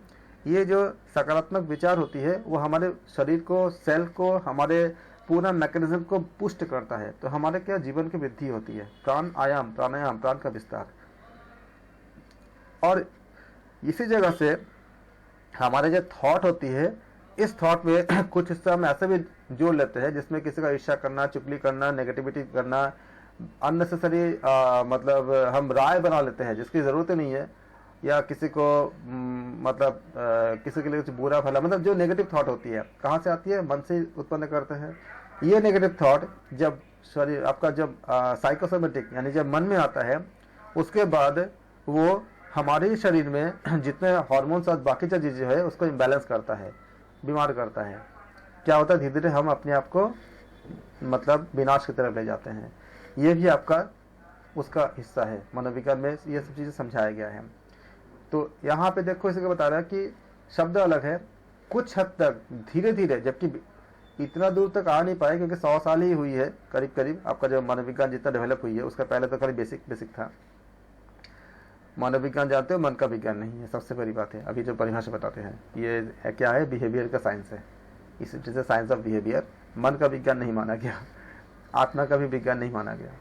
तो ये आपका जो है हम देखते हैं कि ये परा क्या होते हैं, ऐसा ज्ञान जो हमें वेदों से प्राप्त होता है, और अपरा जो हमें क्या करता है, ये अपरा क्या करता है, आपका हायर कॉन्शियस को लेकर जाता है, जिसको उन्होंने मनोविज्ञान में बोला कि हायर नीड, इंसान के हायर नीड। जब उसका लोअर नीड पूरी हो जाती है इंसान की, तब वो हायर नीड की तरफ जाता है। जिसको अगर कुछ भी कोई कमी नहीं है तब भी वो शांत नहीं बैठा है, जिसके पास बहुत पैसा है, सब कुछ है, तब भी वो शांत नहीं बैठा है। उसको लगता है कि कुछ कमी है, क्या कमी है, तब वो ढूंढता है, अपने आप को ढूंढता है, वो सोल को ढूंढता है, आत्मा को ढूंढता है। ये क्या करता है, हायर नीड की तरफ जाता है। और कुछ लोग ऐसे होते हैं जिनको लोअर नीड को जंप करके चले जाते हैं हायर नीड पे, जैसे महात्मा कबीर हो गए, जिनको लोअर नीड की पूर्ति करने की ज़्यादा ज़रूरत ही नहीं होती है का चाहे वो कैसे भी जीवन व्यतीत कर ले। जैसे पहले भिक्षु, हमारे जो बौद्ध भिक्षु होते हैं, उनको ज़्यादा, ऐसे बहुत से लोग हैं जिनको ज़्यादा ज़रूरत नहीं है मतलब लोअर नीड की, बस जीवन चल रही है इसलिए वो आश्रम में बैठे हैं, जाके उनका आहार मिल जाए, खाना मिल जाए, और वो हायर नीड की तरफ काम कर रहे हैं। इसी चीज़ को हमने देखा यहाँ पे परा और अपरा। जो हमारे जो प्राचीन काल में जो शिक्षा पद्धति थी उसमें हमने परा और अपरा को हमने विभाजित किया था, जो अभी अलग शब्दों के जरिए किया जा रहा है। इसमें क्या था, मूल रूप से प्राचीन शिक्षा प्रक्रिया में जो बुनियादी चरण थे वो 3 आपका चरण थे। पहले क्या था, श्रवण, श्रुति या श्रवण के द्वारा ज्ञान प्राप्त करने की अवस्था। पहले भी वही बात कर चुके थे, खाली सुन करके, पहले वेदों की जो ज्ञान होती थी वो उसको लिखते, नोट्स वगैरह कोई नहीं बनाता था, खाली सुनकर ही हम पूरा उस समय हम सीख पाते थे, क्योंकि हमारे ब्रह्मचर्य और दूसरी चीजें बहुत ज्यादा उन्नत था। दूसरा क्या, मनन में क्या होती है, जो आपने सीखा, जैसे अभी आज अपने क्वेश्चन आंसर आपने डिस्कस किया है, उसका बार बार सोचोगे आप, जितने बार आप सोचते हो मन के अंदर, आपका रेप्लिकेशन होती है, उसको रिपीटेशन होती है, और आप उतने ज़्यादा लंबे समय तक उसको याद करते हो। जैसे अगर आप किसी को पढ़ाते हो तो आप उसको इतनी ज़्यादा गहराई से आप उसको बताते हो कि आपको खुद को भी याद रहता है लंबे समय तक, तो आप मनन करते हो। तो इससे क्या होता है, विद्यार्थी में क्या होता है, जब श्रवण करते हैं उनका क्या करते हैं, वो स्वयं खुद क्या करते हैं, उसका विश्लेषण करते हैं, और अपने शिक्षक के द्वारा जो सीखे गए हैं, जो उन्होंने बताया गया है, उसको रिवीजन करना कहते हैं, उसको वो आत्मसात करते हैं। तो रिवीजन करने के लिए हम क्या करते हैं, हम पढ़ते भी हैं। जब हम पढ़ते तो मनन नहीं करते हैं, आपके जो लिखे हुए नोट्स आप जो दोबारा जो रिपीट करते हो तो उसका आप मनन करते हो। फिर आता है निधिध्यासन। निधिध्यासन बहुत महत्वपूर्ण है। आपने सब कुछ समझा, पढ़ा और सत्य की समझ हो गया, फिर उसको वास्तविक जीवन में कैसे लागू करें, जिसके बारे में हम बात कर रहे थे कि इस क्लास को स्टार्ट होने से पहले कि आपने पूरा पढ़ा, सारा चीज़ें आपके पास नॉलेज है, उसके बाद आप कैसे जीवन में आप इसको लागू करते हो, अपने खुद के और दूसरों के, उसके अकॉर्डिंग आपको बहुत सी चीज़ें मिलती है या नहीं मिलती है।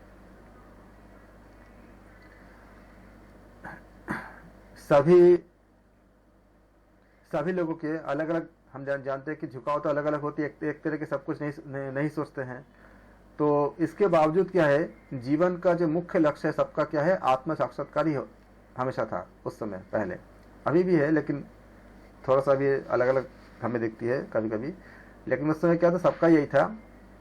उस समय किसी को बताना नहीं होते, सबका लक्ष्य यही था कि हमें मोक्ष की तरफ जाना है।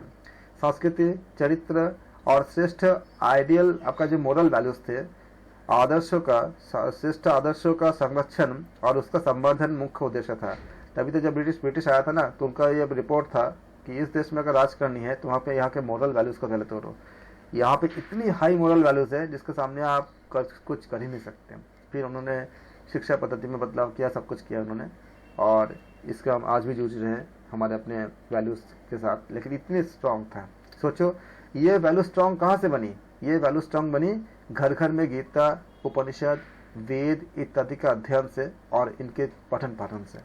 इसलिए आज भी हम कर सकते हैं, बशर्ते आप अपने घर में शुरू कर दो और हर कोई अपने घर में शुरू कर दे, धीरे धीरे फैलेगा, फिर वापस दोबारा वो दिन आएगा। इसकी बहुत ज़्यादा ज़रूरत है। यहाँ हम क्या कहते हैं, भीतर और बाहर दोनों को ध्यान में रखकर व्यक्ति का क्या होता है, समग्र विकास करना उनका ध्यान उस समय ध्येय था। वैदिक शिक्षा के तहत क्या था, शब्दों, पदों या अक्षरों के सही उच्चारण पर बहुत ध्यान देते थे, क्योंकि हम जानते हैं जैसे मंत्रों का जो उच्चारण, मंत्र तभी काम करते हैं जब उसका सही वाइब्रेशन हो, जैसे गायत्री मंत्र या बाकी जितने मंत्र हैं, वैदिक मंत्र है। इसीलिए इन मंत्रों के विशेषज्ञ जो ब्राह्मण थे उनसे ही हम यज्ञ कराते थे, ताकि मंत्रों का उच्चारण सही हो और विधि विधान से हो। तभी बताया था कि आप लोग तय करो और इसको अपने जीवन में शामिल करो, एक बजट बना लो। अगर एक साथ नहीं कर सकते हो तो कई लोग मिलकर कर लो, मतलब जो जहाँ जहाँ संभव है कैसे भी करो, लेकिन करो। एक मकान में ऐसे करो, एक सुपात्र सुयोग्य ब्राह्मण को आप महीने में कम से कम 15 दिन में, महीने में, हफ्ते में, जैसे भी जिसको सुविधा हो, लेकिन कम से कम महीने में एक बार जरूर करो। इसका शोध बहुत अच्छी है कि महीने में भी करते हो तो आपके घर के दीवारों पे और जो पूरे मकान के ऐसे ऐसे पार्टिकल जाकर चिपक जाते हैं, जिससे आपके घर पे बहुत से सकारात्मक ऊर्जाएं होती है, नकारात्मक ऊर्जा अपने आप खत्म हो जाती है और वायरस बैक्टीरिया सब खत्म हो जाती है। जैसे अभी भी देखो कि कोविड पता नहीं क्या क्या सब आ रहा है। अगर आप लोग ऐसा करते रहोगे तो बहुत अच्छा होगा, इसलिए ज़रूर करें। और जो भी सामग्री है वो शुद्ध, उसमें शुद्ध डालें, क्योंकि रासायनिक अभिक्रिया होनी है। जब जलेगा तो उसको रासायनिक अभिक्रिया होगा, अगर वो मिलावट होगा तो फिर उसका परिणाम अच्छा क्या बुरा भी हो सकता है, क्योंकि अगर मिलावट होगा तो मार्केट जाओगे बोलोगे हवन वाला घी, तो हवन वाला घी का मतलब वो सोचते हैं कि कुछ मिलावट वाला घी देना है, तो वो सही घी नहीं देता। तो आप गाय का घी का ही इस्तेमाल करो और जितना शुद्ध हो सकता है उतना शुद्ध का इस्तेमाल करो। इस तरह से ज़रूर करो। ये पहले की जाती थी और इसी से हमारा मोरल वैल्यूज इतनी हाई थी। यही बताया गया इसमें कि भारतीय ऋषियों ने स्वयं को सुपात्र, समझदार और संसार और आध्यात्मिक शक्तियों के अध्ययन के लिए समर्पित कर दिया था। उनके अनुसार अपने जीवन को भी उन्होंने ढाल दिया था, तभी हम इतने ज़्यादा अच्छे हुए थे। छात्रों का पहले क्या था, छात्रों का गुरुकुल में प्रवेश औपचारिक समारोह, मतलब इसमें दीक्षा कहते थे। उपनयन आपका जो होती थी, उपनयन समारोह यानी दीक्षा के द्वारा हम करते थे। यह कहा जाता है कि गुरु के घर, हम उस समय कहते थे कि गुरु के घर में बच्चे जब जाते थे तो गुरु के घर, नए घर में उनका दूसरा जन्म हुआ, उसको दीज कहते थे। दी मतलब दो, मतलब जन्म लेना, मतलब दोबारा जन्म। इसलिए ब्राह्मण के एक नाम क्या होती है, दीजा भी होती है, जिसको ज्ञान प्राप्त करने के लिए होते हैं। तो इसलिए उनका नाम दीज होते थे। अगर एग्जाम में प्रश्न आ जाए तब इसका आंसर करना। शिक्षा 5 वर्ष की आयु से ही प्रारंभ, आपको इसको विद्यारंभ कहते थे, इसको प्रारंभ होती थी। और विद्यारंभ नाम की एक समारोह से प्रारंभ होती थी और यह अक्षर सीखना और देवी सरस्वती की पूजा करना, ये सब सम्मिलित होता था। उपनयन समारोह 8 से 12 साल की आयु के बीच में शुरू होता था। ये आपका एग्जाम प्रश्न बन गया कि प्राचीन काल में जो उपनयन समारोह के टाइमिंग के बारे में अगर पूछा जाएगा तो उपनयन समारोह 8 से 12 साल की आयु के बीच में शुरू होता था। उसे तब क्या कहते, इसको ब्रह्मचारी कहते थे उस समय, जिस समय ये उपनयन शुरू होती थी। अपनी शिक्षा समाप्त करने के बाद एक ब्रह्मचारी क्या होता था, गृहस्थ बनने के योग्य होता था। ये कब आएगा ऐसा प्रश्न, जब आपका हमारे प्राचीन शिक्षा पद्धति से जब प्रश्न पूछे जाएंगे तब पूछे जाएंगे कि आयु के बारे में। देखो फैक्टोरियल डेटा मिल गई ना, क्या था, उपनयन 8 से 12 साल की आयु, ये आपका पूछे जाएंगे एग्जाम में ऑप्शन में कि प्राचीन भारत के जो शिक्षा पद्धति में उपनयन समारोह की आपका आयु का आपका रेंज क्या था, 8 से 12, 9 से 13, इस तरह का अलग अलग आ सकता है। तो इसको आप याद करेंगे। महिलाओं के लिए भी उच्च स्तर की शिक्षा थी, बहुत ज़्यादा सम्मान था महिलाओं के लिए। घर में वे संगीत और नृत्य सीख सकती थी, उन्हें भी उपनयन समारोह से गुजरना पड़ता था। यहाँ पे मत यानी धर्म, सदाचार या कर्तव्य, आइडियलिज्म यानी आदर्श, प्रथाओं और आचरण का कुल एक संयोजन था। आज जैसे कुछ जगह पे हमें देखते हैं कि हमारे अगर आदर्श चीज़ों को हम फॉलो करते हैं तो आधुनिकता के नाम पे उसको एक एक नाम दे दी जाती है कि आप मतलब पुराने में ही जो लौटनी है, जब पुराने संस्कार से ग्रसित हो तो वो हमें पुराने में लौटनी है, नए संस्कार नहीं लेनी है कि हमें ये सब लोग मतलब नशे में डूबे हुए हैं या मतलब वासनाओं में डूबे हुए हैं, ये सब हमें नहीं लेनी है। नए संस्कार का जितना अच्छाइयाँ है वो तो ले लेंगे, लेकिन बुराइयों का हमें नहीं लेनी है। और हमारे प्राचीन संस्कार का जितनी अच्छाइयाँ है वो तो बहुत ज़रूरी है। अब पूरा यही हमारा हॉलिस्टिक हेल्थ की तरफ भी जाता है, इसलिए उसका हमें हमारे जीवन में, हमारे घर परिवार बच्चों में उसको अप्लाई करना ही करना है। तो इसी के लिए बताया जा रहा है कि उस समय मानव जाति के सुप्पम बोनम के आदर्श के प्रति समर्पण के साथ अपने कर्तव्य की पहचान उन्होंने की। यहाँ उद्देश्य क्या होती है कि चित्त वृत्ति का निरोध करना, जिसके लिए हम आज इतना संघर्ष कर रहे हैं, ये माना गया था। और ये संसार की मानसिक और यथार्थपूर्ण जो कंक्रीट गतिविधियों का मिश्रण था, जिससे हम अपने जीवन को एक सही दिशा दे पाते हैं। और ये कब होता था? बचपन में ही, क्योंकि बचपन जो चीज़ हम उसमें डाल देंगे बचपन में, वो चीज़ हमें आगे तक मतलब छोटे बच्चे का ब्रेन में बहुत अच्छे से बैठ जाता है, तो काफ़ी अच्छे हो जाते हैं। आगे संस्कार चलती रहती है। 4 प्रकार के वेद। ऋग्वेद, जिसके बारे में हम पहले भी पढ़ चुके थे, लेकिन तब भी ऋग्वेद यह सभी इंडो यूरोपीय भाषाओं और मानवता का सर्वप्रथम कार्य है, जिससे सरल जीवन और उच्च विचार इसमें सम्मिलित है। ऋग्वेद में प्रश्न क्या आ सकते हैं? गायत्री मंत्र, जो कि सामवेद और यजुर्वेद में भी पाया जाता है। तो गायत्री मंत्र कहाँ कहाँ पाए जाते हैं? ऋग्वेद, सामवेद और यजुर्वेद। इसको नोट कर लेना एग्जाम के लिए। तो गायत्री मंत्र जो सामवेद और यजुर्वेद में भी पाया जाता है, ज्ञान के उच्चतम बिंदु को छूता है, टच करता है, और मानव आत्माओं को क्या करता है? बनाए रखता है। ऋग्वेद में 1028 भजन का संग्रह है। ये फैक्ट जो है आपका एग्जाम के लिए बन जाता है कि ऋग्वेद में कितने भजनों का संग्रह है, आप इसको नोट कर लेना। सामवेद का अर्थ है ऋग्वेद के छंदों का संग्रह। इसीलिए हम गायन के रूप में लेते हैं। हम लोग देखते हैं ना, जब हमने केनोपनिषद पढ़ा था, इसमें हमने चर्चा भी किए थे। भगवान के कार्य में लोगों की भागीदारी करना और उसकी प्रार्थना करना, जो प्रेयर हम करते हैं, ये हमें एक संगीत के माध्यम से करते हैं, तो सामवेद में हम करते हैं। फिर यजुर्वेद, यहाँ पे क्या है? गद्य मंत्रों का संग्रह है। हालांकि यज्ञ के अवसर पर भजनों का उच्चारण मुख्य रूप से पुजारी के पहले आदेश होत्री के द्वारा किया जाता है। और ये होत्री इत्यादि के बारे में हमने जब उपनिषद शुरू किए थे, तो उपनिषद शुरू करने से पहले हमने एक वीडियो आपका क्लास लिया था, उसके क्लास का रिकॉर्डेड वीडियो भी है। इसमें हमने बहुत विस्तार से चर्चा किया था कि ये इन टर्म्स का मतलब क्या है, और ये टर्म अलग से पूछे जाते हैं एग्जाम में कुछ क्योंकि ये आपका यूनिट 10 का है, तो वही चीज़ आपका फर्स्ट पेपर में भी आ सकता है, और सेकंड पेपर का तो पार्ट है ही है। अथर्ववेद समय के साथ साथ अथर्ववेद नामक चौथे वेद को भी मान्यता दी गई। इसीलिए कई पे खाली आपका 3 वेद को ही मानते हैं, और बाद में अथर्ववेद को ही माना गया है, जहाँ यह सामग्री अधिक मूल है। अधिकांश मंत्रों को ऋग्वेद के अनुकूलित नहीं किया गया। अथर्ववेद में विभिन्न तरह के क्या क्या चीज़ें हैं, अगर 3 वेद के बारे में बात की जाएगा तो अथर्ववेद उसमें शामिल मत कीजिएगा। अगर 4 वेद के बारे में बात की जाएगी तो अथर्ववेद को शामिल कीजिएगा।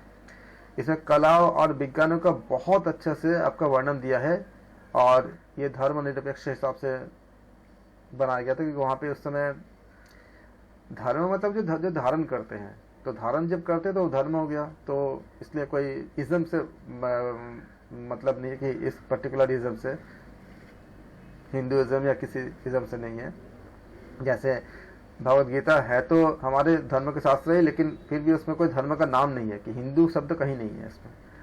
ऋग्वेद में ज्ञान के क्षेत्र में लिंगों के बीच समानता को निरूपित करने के लिए ब्राह्मणवादियों ने उच्च कोटि का मान लिया गया था। समय के साथ साथ वेदों को निम्नलिखित भागों में विभाजित किया गया है।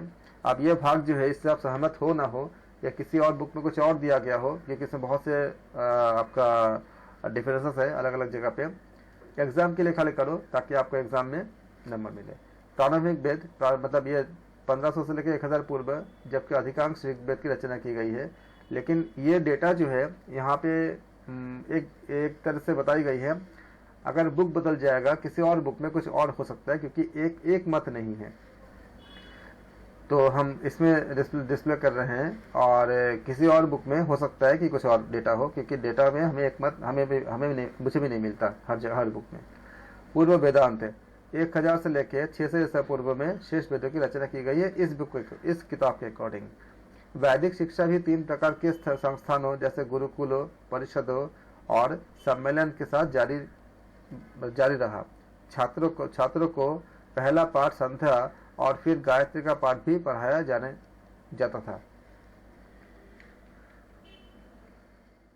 वैदिक साहित्य की रचना इस पुस्तक के अनुसार 600 ईसा पूर्व और 200 ईसा पूर्व के मध्य के माने गए हैं, लेकिन अलग अलग पुस्तक में इसके भिन्नताएं मिलती है। एक के फैक्ट हर जगह नहीं मिलती, इसके लिए बहुत मतलब सबके एक मत नहीं है, अलग अलग मतांतर है।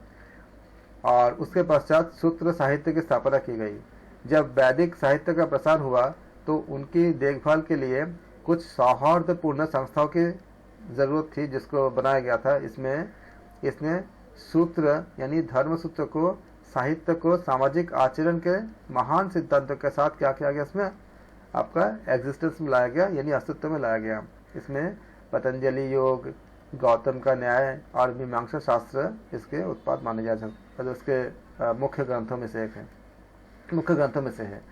इसके अलावा जीवन के अगर आपको आते हैं कि देखो कैसे कैसे डेवलपमेंट हो रही है, पहले हमने वैदिक के बारे में बात किया, उसके बाद कैसे कैसे आगे बढ़ा, हमारे बाकी ऋषियों के बारे में बताए गए हैं, फिर हमें दर्शन के बारे में बताए गए हैं। ये करते करते हमें ये सारे जानकारी होने चाहिए, क्योंकि जब हम MCQs करेंगे तो इसी में से क्वेश्चंस आएंगे और आप इसको अच्छे से लिख के याद कर लेना।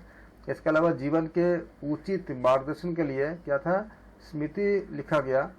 मेमोरी के आधार पर जो हम लोग स्मृति को पढ़ते हैं, सूत्र काल को उपनिषद काल भी कहते हैं। और एग्जाम में क्वेश्चन आ सकता है कि सूत्र काल को क्या कहते हैं, या उपनिषद को एक और उपनिषद काल किसको कहते हैं, तो सूत्र काल को कहते हैं। बौद्ध धर्म में अधिगम के प्रति उदार दृष्टिकोण सम्मिलित था, मतलब सीखना, अधिगम मतलब सीखना। भगवान बुद्ध ने बड़े पैमाने पर भक्तों के लिए शिक्षा की आवश्यकता का एहसास किया। शिक्षा का विस्तार हुआ। शिक्षा का मतलब खाली स्कूल वाला शिक्षा नहीं, जो हम अपने ज्ञान को वृद्धि करने के लिए स्कूल के बाहर भी बहुत से ज्ञान हम प्राप्त करते हैं, ये भी शिक्षा होती है। अपने माता पिता से जो आप शिक्षा, जो मौलिक शिक्षा पाते हो, जो मोरल वैल्यूज पाते हो, सबसे बहुत बड़ी शिक्षा में से आता है। कुछ मठ और आपका विहार, जहाँ पे हम रहते हैं, विहार स्थापित किए गए। बाद में इन मठों में से कई शिक्षा के पूर्ण केंद्र बन गए, जहाँ भिक्षु भिक्षुनी, सामान्य जन और विदेशी तक शिक्षा को प्राप्त करने का अवसर दिया गया था। नतीजा क्या हुआ, नालंदा, तक्षशिला अंतर्राष्ट्रीय महत्व के विश्वविद्यालय के रूप में क्या हुआ, डेवलपमेंट हुए। बाहर से लोग भी आके यहाँ से पढ़ाई करते थे। उन्हें लोकतांत्रिक सिद्धांतों के आधार पर प्रबंधित किया गया था। इसके लिए उन्होंने बहुत से शिक्षक की नियुक्ति किए। बहुत से एशियाई देशों के साथ सांस्कृतिक संबंध मुख्य रूप से इन शैक्षणिक संस्थानों और उनके कार्य प्रणाली के कारण जो सैकड़ों वर्ष पहले इसमें विद्यमान थे और ये चलती रही। इससे क्या हुआ कि हमें बाहर के देशों के साथ हमारा संबंध भी अच्छे हुए। उनका संस्कृति को हमने जाना, हमारे संस्कृति को उन्होंने जाना, हमारे ज्ञान का एक्सचेंज हुए, आदान प्रदान हुए। ये हम लगातार डेवलपमेंट करते जा रहे हैं। ये मत सोचो कि ये हम पहले भी जानते हैं, एक एक करके पूरा करो। जैसे मैंने मॉर्निंग में बताया था कि ये तो हम पहले भी पढ़ लेंगे, पढ़ चुके हैं, या कहीं और भी है, या हमने देख लेंगे। ये सब चीज़ें क्या होती है, वो आपका पीछे करता है, कभी बाद में होता नहीं है। अभी पढ़ रहे हो, अभी पूरा कर लो, फिर बाद में होगा तो होगा, देखा जाएगा। ये जो हमारे होता है ना कि बुक से पढ़ लेंगे, कहीं और कर लेंगे, इससे हमारा वो टलती रहती है और फिर हो नहीं पाता। इसलिए जो साथ साथ आप कॉपी पेन या जो आप रखे हो साथ में, उसमें जो आपको लगता है कि आपके लिए नया है या आपको लिखना चाहिए, साथ साथ लिख लो, अभी रेडी कर लो, बात के लिए नहीं छोड़ना है। यहाँ 8 वर्ष की आयु का बच्चा भी अपनी शिक्षा शुरू कर देता था। जो 8वीं में पढ़ता था, 8 साल के उम्र के बच्चे भी करते थे, जो सभी जातियों के लिए खुला था। दीक्षा समारोह के बाद उनकी शिक्षा भिक्षु के रूप में प्रारंभ होती थी। आज भी देखते जो उपनयन होते थे, क्या भिक्षा मांगते ना, उन्हें अब भ्रमण कहा जाता था। पहली भाषा व्यावसायिक और धार्मिक शिक्षा के लिए शिक्षा का माध्यम था। बौद्ध धर्म की शिक्षा प्रणाली में अध्ययन के मुख्य विषय में क्या करते थे, पीटक करते थे। तो आप एग्जाम में आता है कि बौद्ध धर्म के शिक्षा प्रणाली में जो अध्ययन के विषयों को क्या कहते हैं, नाम क्या था, पीटक था, या लिख लो कॉपी में, पीटक का पीटक। सूत्र, विनय और अभिधम्म, ये आपका उनका पाठ था। बौद्ध धर्म के तुलनात्मक ज्ञान के लिए सभी 18 विद्यालयों के कार्य, हेतु विद्या, संवदा विद्या, चिकित्सा विद्या इत्यादि वेदों को भी अध्ययन वहाँ पे करते थे। भारत में लिखने की कला बहुत अच्छी तरह से जानी जाती थी उस समय।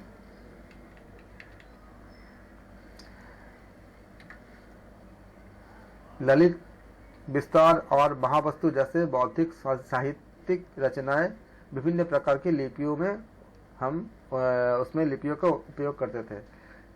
यह सभी सांप्रदायिक लोगों के लिए अध्ययन की सामान्य प्लानिंग था, योजना था। अध्ययन के अन्य विषय में क्या था, कानून, यानी अभी कानून बोलते हैं, उस समय धर्मशास्त्र कहते थे।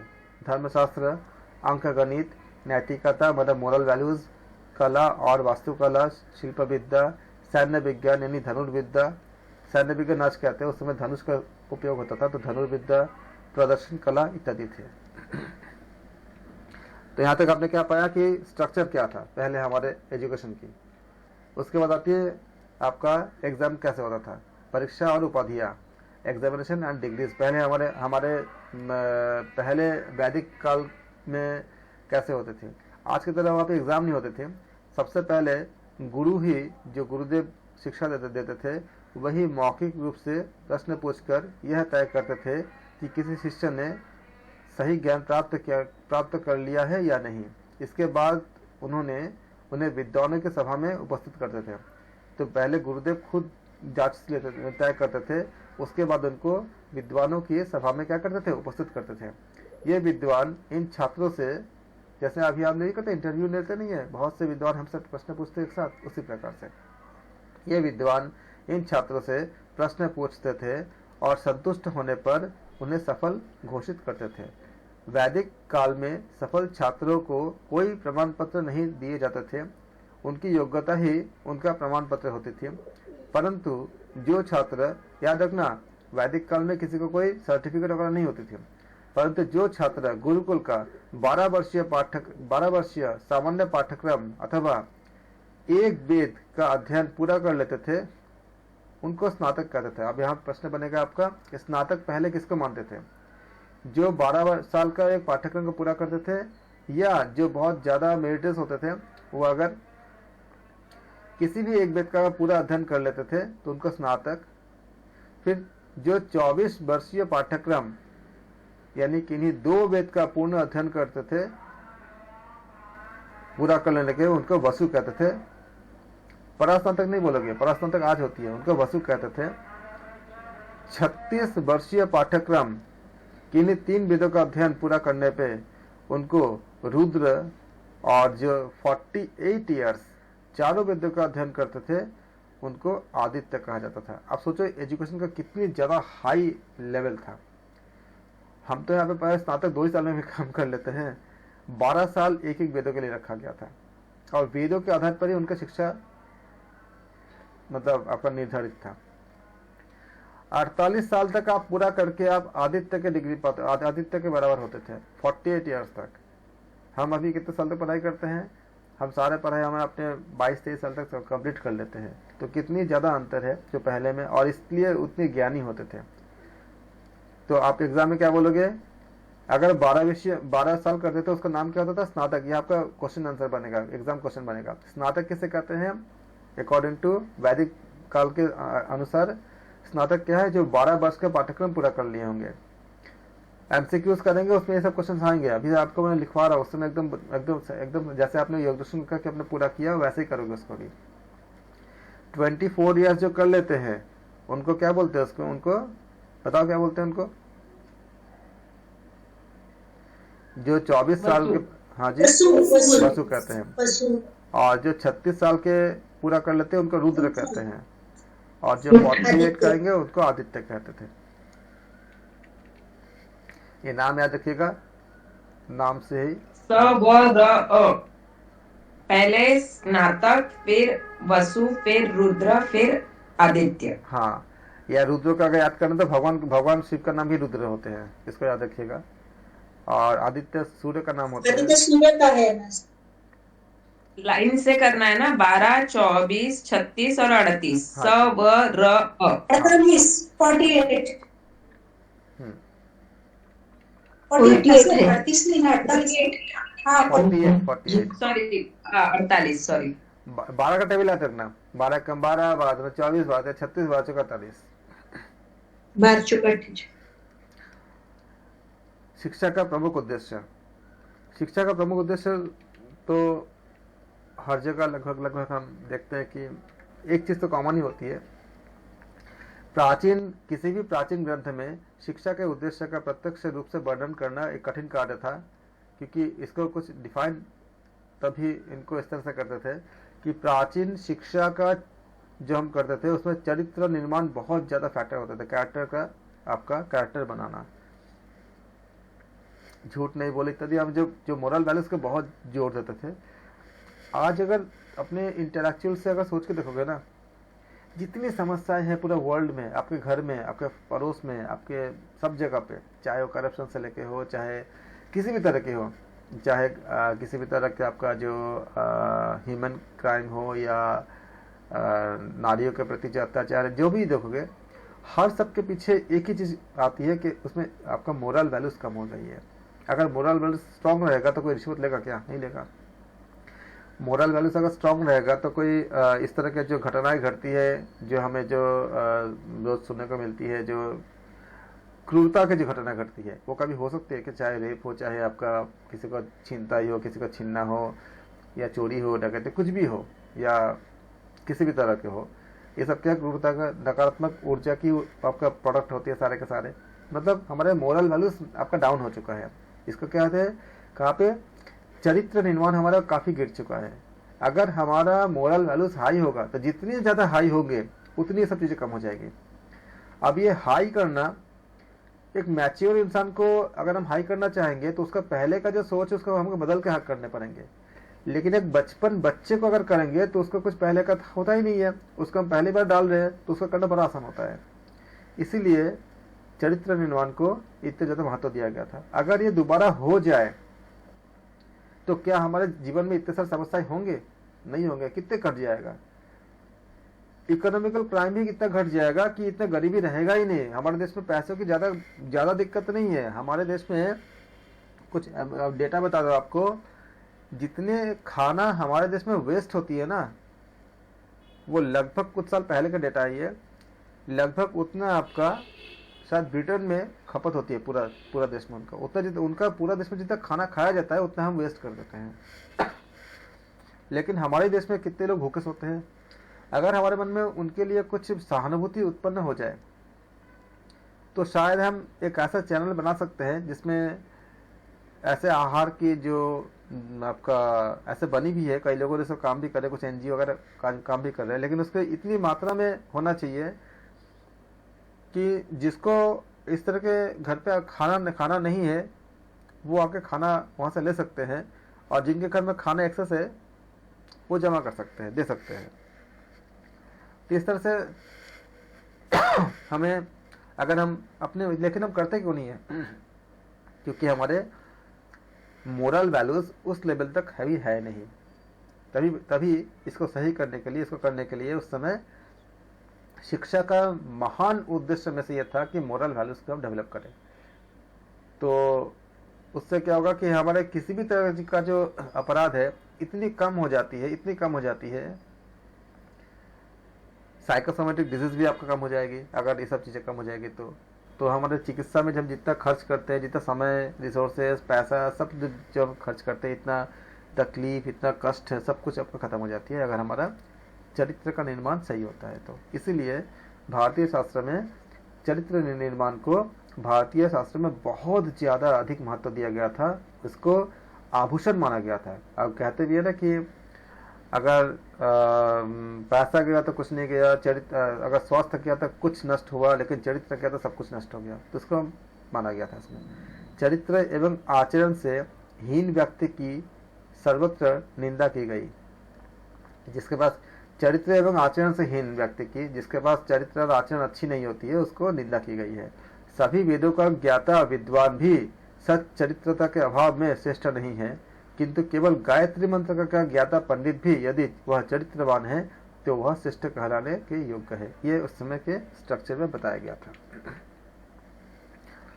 लेकिन ये भी बात है कि जितना हमारे आइडियल बातें हैं उसको स्थान, काल और पात्र के अनुरूप ही हमें अपने जीवन में उतारना चाहिए। क्योंकि बहुत अच्छी एक बात है कि अगर कोई भूखा है उसको खाना खिलाना चाहिए। अब सामने वाला भूखा अगर कोई, उसके मन में अगर कोई दूसरा अगर गलत उद्देश्य रहा होगा, अगर उद्देश्य आपके सामने आता है तो उस समय तो खाना नहीं खिलाना चाहिए, उस समय तो अपनी सुरक्षा करना चाहिए। इसलिए इसी को बोला गया निधिध्यासन, मतलब आप सही समय पे सही फैसला ले सको। तो किस समय क्या सही है उसके हिसाब से लेनी होती है, अपने सुरक्षा करते हुए, अपने सेफ्टी करते हुए, और कोई हमारे चीज़ों का दुरुपयोग न कर सके, इसको भी ध्यान में रखना होता है कि जिसको ज़रूरत नहीं है लेकिन भिक्षा मांगना उनका ऐसे मतलब जॉब में से है, उनका आवश्यकता नहीं है, तो ऐसे लोगों को नहीं देना चाहिए क्योंकि आप इसको प्रमोट करते हो। लेकिन जिसको वास्तव में बहुत ज़्यादा दुखी है, जैसे मान लो कि हो जाती है कभी कभी, कहीं भी भूकंप आ जाता है, कहीं भी कुछ हो जाता है जहाँ पे ज़रूरत बहुत ज़्यादा है, उस समय करना चाहिए जहाँ पे स्थान, जिसको हम लोग भगवद गीता में देखा था ना, हमने ना 17वां चैप्टर में जब हमने अध्ययन किया था कि सात्विक, राजसिक और तामसिक 3 तरह के दान, 3 तरह के यज्ञ सब कुछ होते थे, उसको ध्यान रखनी होती है। इसी के लिए निधिध्यासन था। हाँ सर, क्योंकि भीख मांगना सर आजकल कुछ दिक्कत नहीं होती है ना सर, मेरे पास जाके प्रॉपर्टी हो गई, क्योंकि अगर किसको काम नहीं है तो बैठ जाता है, ऐसे भी टेंडेंसी होती है। मैं बता रहा हूँ ना कि आज के हिसाब से जितनी बातें बताई गई है, ये सब बातों का हर चीज़ का 2 पहलू होती है। इसलिए आप अपने हिसाब से, मैं भी यही करता हूँ, बातें तो अच्छी अच्छी है लेकिन स्थान, काल, पात्र, गीता में भी यही बताया गया ना कि जो इंसान स्थान, काल, पात्र का विवेचना नहीं करके अगर दान करता है तो दाता नष्ट हो जाता है, क्योंकि वो तमोगुण में फिर आ जाता है। वो हमें स्थान, काल, पात्र का विवेचना करके ही करना चाहिए। केवल अच्छे अच्छे बातों को सुन करके मतलब उसको विवेचना बिना किए कभी करने से उसका उल्टा परिणाम भी निकलती है। बार बार बता रहा हूँ, इसलिए नहीं होता है तो कभी प्रार्थना करो कि हे भगवान सबका अच्छा करो, सबके लिए बेहतर करो, अगर समझ नहीं आता है तो लेकिन जहाँ पे समझ आती है, जहाँ ज़रूरत है वहाँ पे हमें करना चाहिए। चरित्र जैसे मैंने बोला आप ये कर सकते हो कि इन सबसे बचने के लिए कि ऑनलाइन पे एक ऐसा कथा करो, फेसबुक में या लाइव में या यूट्यूब में, या अपने घर के लोगों के साथ ही सत्संग करो, या कोई अगर सुनना नहीं चाहता कोई बात नहीं, आप जो लोग सुनना चाहते हो उसके साथ करते रहो। 1 महीने बाद देखोगे कि जो लोग नहीं सुनना चाहते उनको भी बदलाव आ रही है, वो भी सुनने लग गए, मैंने खुद देखा है। कथा चल रही है, पहले उनको कथा में नहीं लगता था मन, उनको कथा के प्रति शायद कुछ आपका आलोचना भी कर दे, लेकिन जब कथा का प्रभाव ऐसी होती है तो इनसे पाठ का प्रभाव ऐसी होती है, उसका नेगेटिव मन भी पूरा तमोगुण से शुद्ध होकर सतोगुण में आती है और फिर वो फॉलो करना शुरू कर देते हैं। तो अपने जीवन में अपने खुद के लिए, किसी के लिए नहीं, अपने खुद के लिए करो। एक बार डेली 1 चैप्टर का गीता पाठ करो ही करो, चाहे आपको समझ आए चाहे ना आए तो प्रार्थना करो कि हे भगवान, हे नारायण, हे कृष्ण, मुझे समझ नहीं आ रहा है, मैं खाली इसका हिंदी अनुवाद पढ़ रहा हूँ या पढ़ रही हूँ, और मुझे आप मेरे अंदर से जागृत होकर मुझे समझाए, मुझे मार्गदर्शन करें। कुछ दिन बाद देखना खुद ब खुद आपके अंदर चेंजेस आएंगे। लेकिन डेली करो, बहुत ज़रूरी है। खुद के लिए करो, खाली किसी और के लिए कौन क्या कर रहा है नहीं कर रहा है उसको ज़्यादा ज़रूरत नहीं है सोचने की। आप एक ऐप मैंने भेजा भी था, ऐप है, या आप छोटे से किताब ले लो गीता प्रेस की, अपने पास हमेशा रखो। रखने से भी बहुत फ़र्क आती है, क्योंकि आप बैठे हो, गीता रखा हुआ है, आप पढ़ लोगे एक बार। इसलिए छोटी पुस्तक हमेशा साथ रखो, जैसे हम बाकी सामान रखते हैं अपने पास। एक अपने बैग में जो भी आपका सूट, आपके पास जो मतलब एक्सेसरीज रखने की जो चीज़ें होती है उसको उसमें रखो, और डेली 1 चैप्टर पढ़ो, चाहे छोटा चैप्टर पढ़ो। चैप्टर 12 सबसे छोटा चैप्टर है, खाली 20 श्लोक उसमें है, उसका हिंदी पढ़ लो खाली, लेकिन पढ़ो। चरित्र निर्माण का मुख्य मार्ग सत्य कर्म करना होता है। इससे प्राप्त ज्ञान से नैतिक गुणों का उदय होता है और प्रेरणा भी उत्पन्न होती है। चरित्र की विद्वता से अधिक महत्वपूर्ण माना गया है, जो हम लोग उपनिषद में भी यही बात पढ़ रहे हैं। देखो यही है ना कि इसके नैतिक गुण की उन्नति होती है और हमें क्या मिलती है, हमें इंस्पिरेशन मिलती है, हमें प्रेरणा मिलती है। प्राचीन शिक्षा के अनुसार शिक्षा के माध्यम से ही मनुष्य अपनी तामसी और पार्श्विक वृत्तियों पर नियंत्रण रखता है। देखो यही बात हमने बोला था ना, आपका जो तमोगुणी, इसीलिए भगवान शिव का एक नाम है पशुपतिनाथ, मतलब पशुपति, पशुओं का जो पति, हमारे अंदर जो पशु का मतलब खाली जानवर नहीं है, हमारे अंदर जो तमोगुणी प्रवृत्ति है तमस, उस तमोगुणी प्रवृत्ति को भी आपका पशु माना गया है।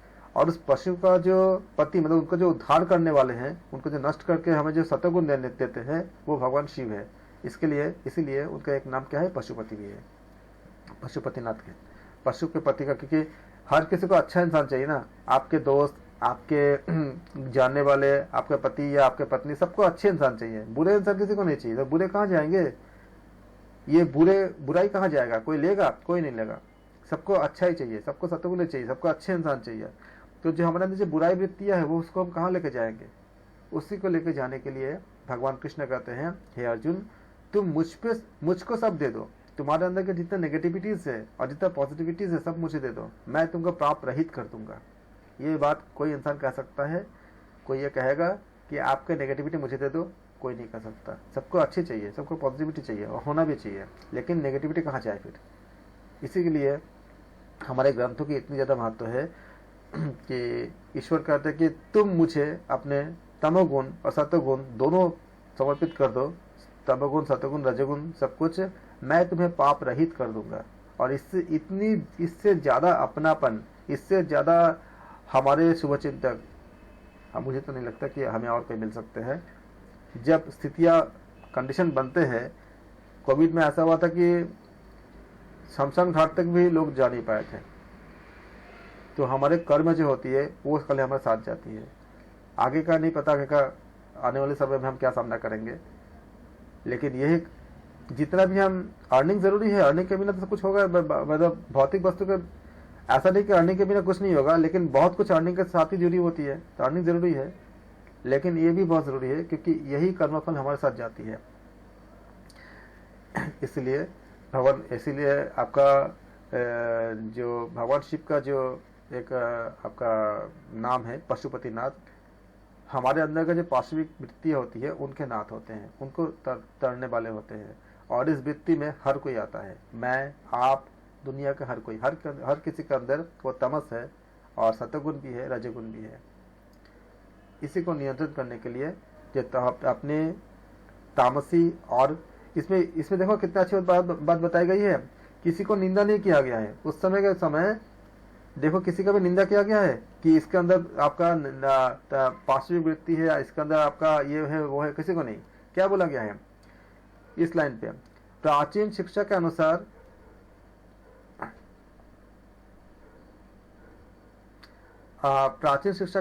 शिक्षा के माध्यम से ही देखो क्या लिखा है, मनुष्य अपनी तामसिक और पार्श्विक प्रवृत्ति पर नियंत्रण रखता था। किसी एक के लिए नहीं। इसका मतलब क्या हुआ, हर मनुष्य के अंदर ये वृत्ति होती है, इसको उपनिषद में बताया गया है, हर एक के अंदर होती है।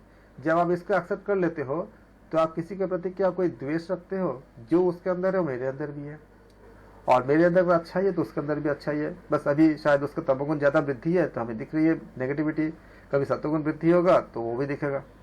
तो क्या हुआ कि माफी मांगना, माफ कर देना, या छोटी छोटी बातों पे जो बड़ी चीजें होती है उसको तो विरोध करने, उसके लिए तो उसको हम कुछ कर नहीं सकते, उसको तो आपको एक संघर्ष ही करने ही होते हैं।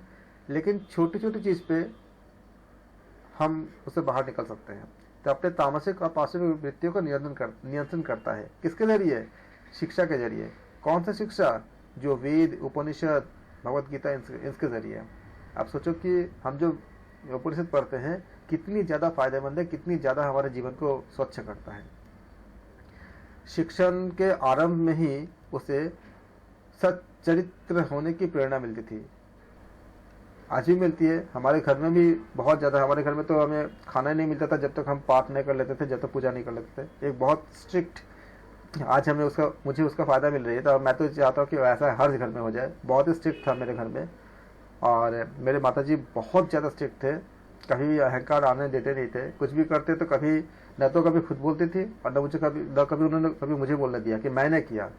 मैं शब्द का कभी मुझे उच्चारण कभी करने ही देते नहीं थे, बहुत डांट पड़ती थी। कि तुम्हारे माध्यम से प्रभु ने किया, और इसका मुझे इतनी फायदा हुआ, इतनी फायदा हुआ। आप लोग अगर करोगे तो आपके बच्चे भी आपके लिए बहुत ज़्यादा हमेशा मतलब आपके प्रति कृतार्थ रहेंगे, और ये बहुत बड़ी उपलब्धि होती है। धीरे धीरे यही आपका डीएनए में कोड बन के आपके आ गया। जैसे कि बीमारी जाती है कि जेनेटिक बोलते हैं ना, इसी तरह से आपका ये संस्कार भी एक जेनेटिक हो जाएगा, और आगे जाकर के एक स्पिरिचुअल एक आपका जेनरेशन ही बनता जाएगा अगर आपकी इस छोटी सी कोशिश से। तो इसमें बता गया कि गुरुकुल में आचार्य न केवल विद्यार्थी की बौद्धिक प्रगति, मतलब जब गुरुकुल में क्या होता था कि आचार्य न केवल विद्यार्थी की बौद्धिक प्रगति देखते थे, अपितु उनके नैतिक आचरण का भी निगरानी करते थे, जो उस समय नैतिकता बहुत महत्वपूर्ण में से था। आज विदेश में भी इसका बहुत शोध हो रही है। आप लोग रिसर्च वगैरह में ज़्यादा देखते नहीं शायद, हम तो उसी में रहते हैं हमेशा, कि आपका मोरल वैल्यूज के जो ऊपर ज़्यादा जोर देने के लिए अब वो ज़्यादा वो कर रहे हैं, क्योंकि जितनी समस्याओं का मेन कारण इसी से जुड़ती है। तो आज भी जहाँ से कोविड आई है या जिस तरह की बातें बताई जाती है कि जिस तरह से उत्पत्ति हुई है, अगर सबके मोरल वैल्यूज बहुत हाई होता और समय से अगर हर कोई अगर अपनी जानकारी को शेयर कर देता पूरा दुनिया के साथ, तो क्या हमारे इतनी तबाही होती जितनी हुई है, चाहे जिस भी कंट्री में उत्पत्ति हुई है, अगर सारे लोग अगर अपनी जानकारी को शेयर करते तो नहीं होती ना। ये जो हम सफ़र कर रहे हैं ये भी क्या है, आपका नैतिक मूल्यों की कमी तो है, जो हमें सही समय में सही जानकारी हमको मिल नहीं पाती है। उसी तरह से ये देखा गया है कि जितनी समस्याएं चाहे बाहर से आए चाहे हमारे घर के अंदर से आए, उसका संबंध जो होती है ये हमारे मोरल वैल्यूज़ के साथ ही होती है। इसलिए मोरल वैल्यूज़ के आचरण की निगरानी होती थी और उसको ध्यान बहुत ज़्यादा दी जाती थी। एक झूठ अगर पकड़ा जाता था उसको बहुत कड़ी सजा मिलती थी, ताकि दोबारा कभी झूठ नहीं बोले। और ये मैंने देखा है कि ऐसे करते हुए पहले मेरे साथ भी ऐसा हुआ था बचपन में, तो मेरे पूरा छूट गया था सारा चीज़ें, कभी आया ही नहीं सब चीज़ें, गंदी चीज़ें, क्योंकि इतनी ज़्यादा कड़ाई और रेस्ट्रिक्शन घर से थी। तो इस तरह से उस समय से ये शिक्षण चलती गई और हमारे जीवन इतनी ज़्यादा अच्छी थी जिस समय तक हमारे इस शिक्षा पद्धति को नष्ट नहीं किया गया था। आप लोग दोबारा शुरू करेंगे, हम आगे में पढ़ेंगे जैसे कि महापुरुष के बारे में, जैसे हरिश्चंद्र हो गए, राम हो गए, लक्ष्मण हो गए, गीता, सावित्री इत्यादि को उदाहरण के जरिए बच्चों को इंस्पायर करते थे, उनके जो बातें बताते थे। और मैं बताऊँ कि यहाँ आने के बाद हम देखते हैं कि आज के जेनरेशन में जो मैं एक बात बता रहा हूँ उसको आप लोग फॉलो करना। कुछ एक विज्ञान की एक शोध है, मैं बता देता हूँ आपको, ये बहुत अच्छी चीज़ है, आप लोगों के जीवन में बहुत काम आएगा। पहले क्या होता था कि हमारे समय में जब किसी बर्थडे या जब हमारे जन्मदिन होते थे तो माता जी क्या करते थे, खीर बनाती थी। हमारा स्ट्रक्चर क्या होता था, देखो खीर बनेगा, हम लोगों को पता नहीं था कि पिज़्ज़ा और मतलब मैकडीज क्या होती है, वहाँ जाकर पार्टी वार्टी क्या होती है, कुछ नहीं पता था। खीर बनेगा घर पे और भगवान के भोग लगेंगे, फिर विशेष मंदिर में जाके, जिस मंदिर से आप ज़्यादा कनेक्टेड हो वहाँ जाके आप पूजा करोगे। देखो इसका वैज्ञानिक आपका इम्पैक्ट क्या पड़ता है। पूजा करने के बाद जिसका जन्मदिन है उसके हाथों से जो गरीब है या जो नीडी है उनको कुछ सेवा कराएंगे, चाहे वो आहार के खाने के माध्यम से हो या वस्त्र देने के माध्यम से हो या कुछ अस्पताल में जाके कुछ फल देने के माध्यम से हो, मतलब वो दे के दूसरों की सेवा करेंगे। और फिर आ जाएंगे और फिर माता पिता के साथ अपने मित्रों के साथ घर में सबको बुलाएंगे और सबको खिलाएंगे और उसके साथ हम सबको एंजॉय करेंगे। पार्टी नाम की चीज़ हमें नहीं पता था। विज्ञान क्या कहता है कि जिस चीज़ के प्रति आप अटैच हो उसको बार बार याद करते हो। क्या होगा कि आपने अपने बच्चों को आपने देना सिखाया। हम मंदिर गए, मुझे इस समय से जो पता नहीं था, उस समय तो करते थे। बाद में जब मैंने सब कुछ पढ़ा, विज्ञान को पढ़ा, साइकोलॉजी को पढ़ा, सब कुछ पढ़ता, मुझे पता चला कि इसका क्या वैल्यू है। मैं आपको इसको शेयर कर देता हूँ थोड़े समय में, आप देखोगे कि कितनी ज़्यादा इसका अंतर पड़ता है।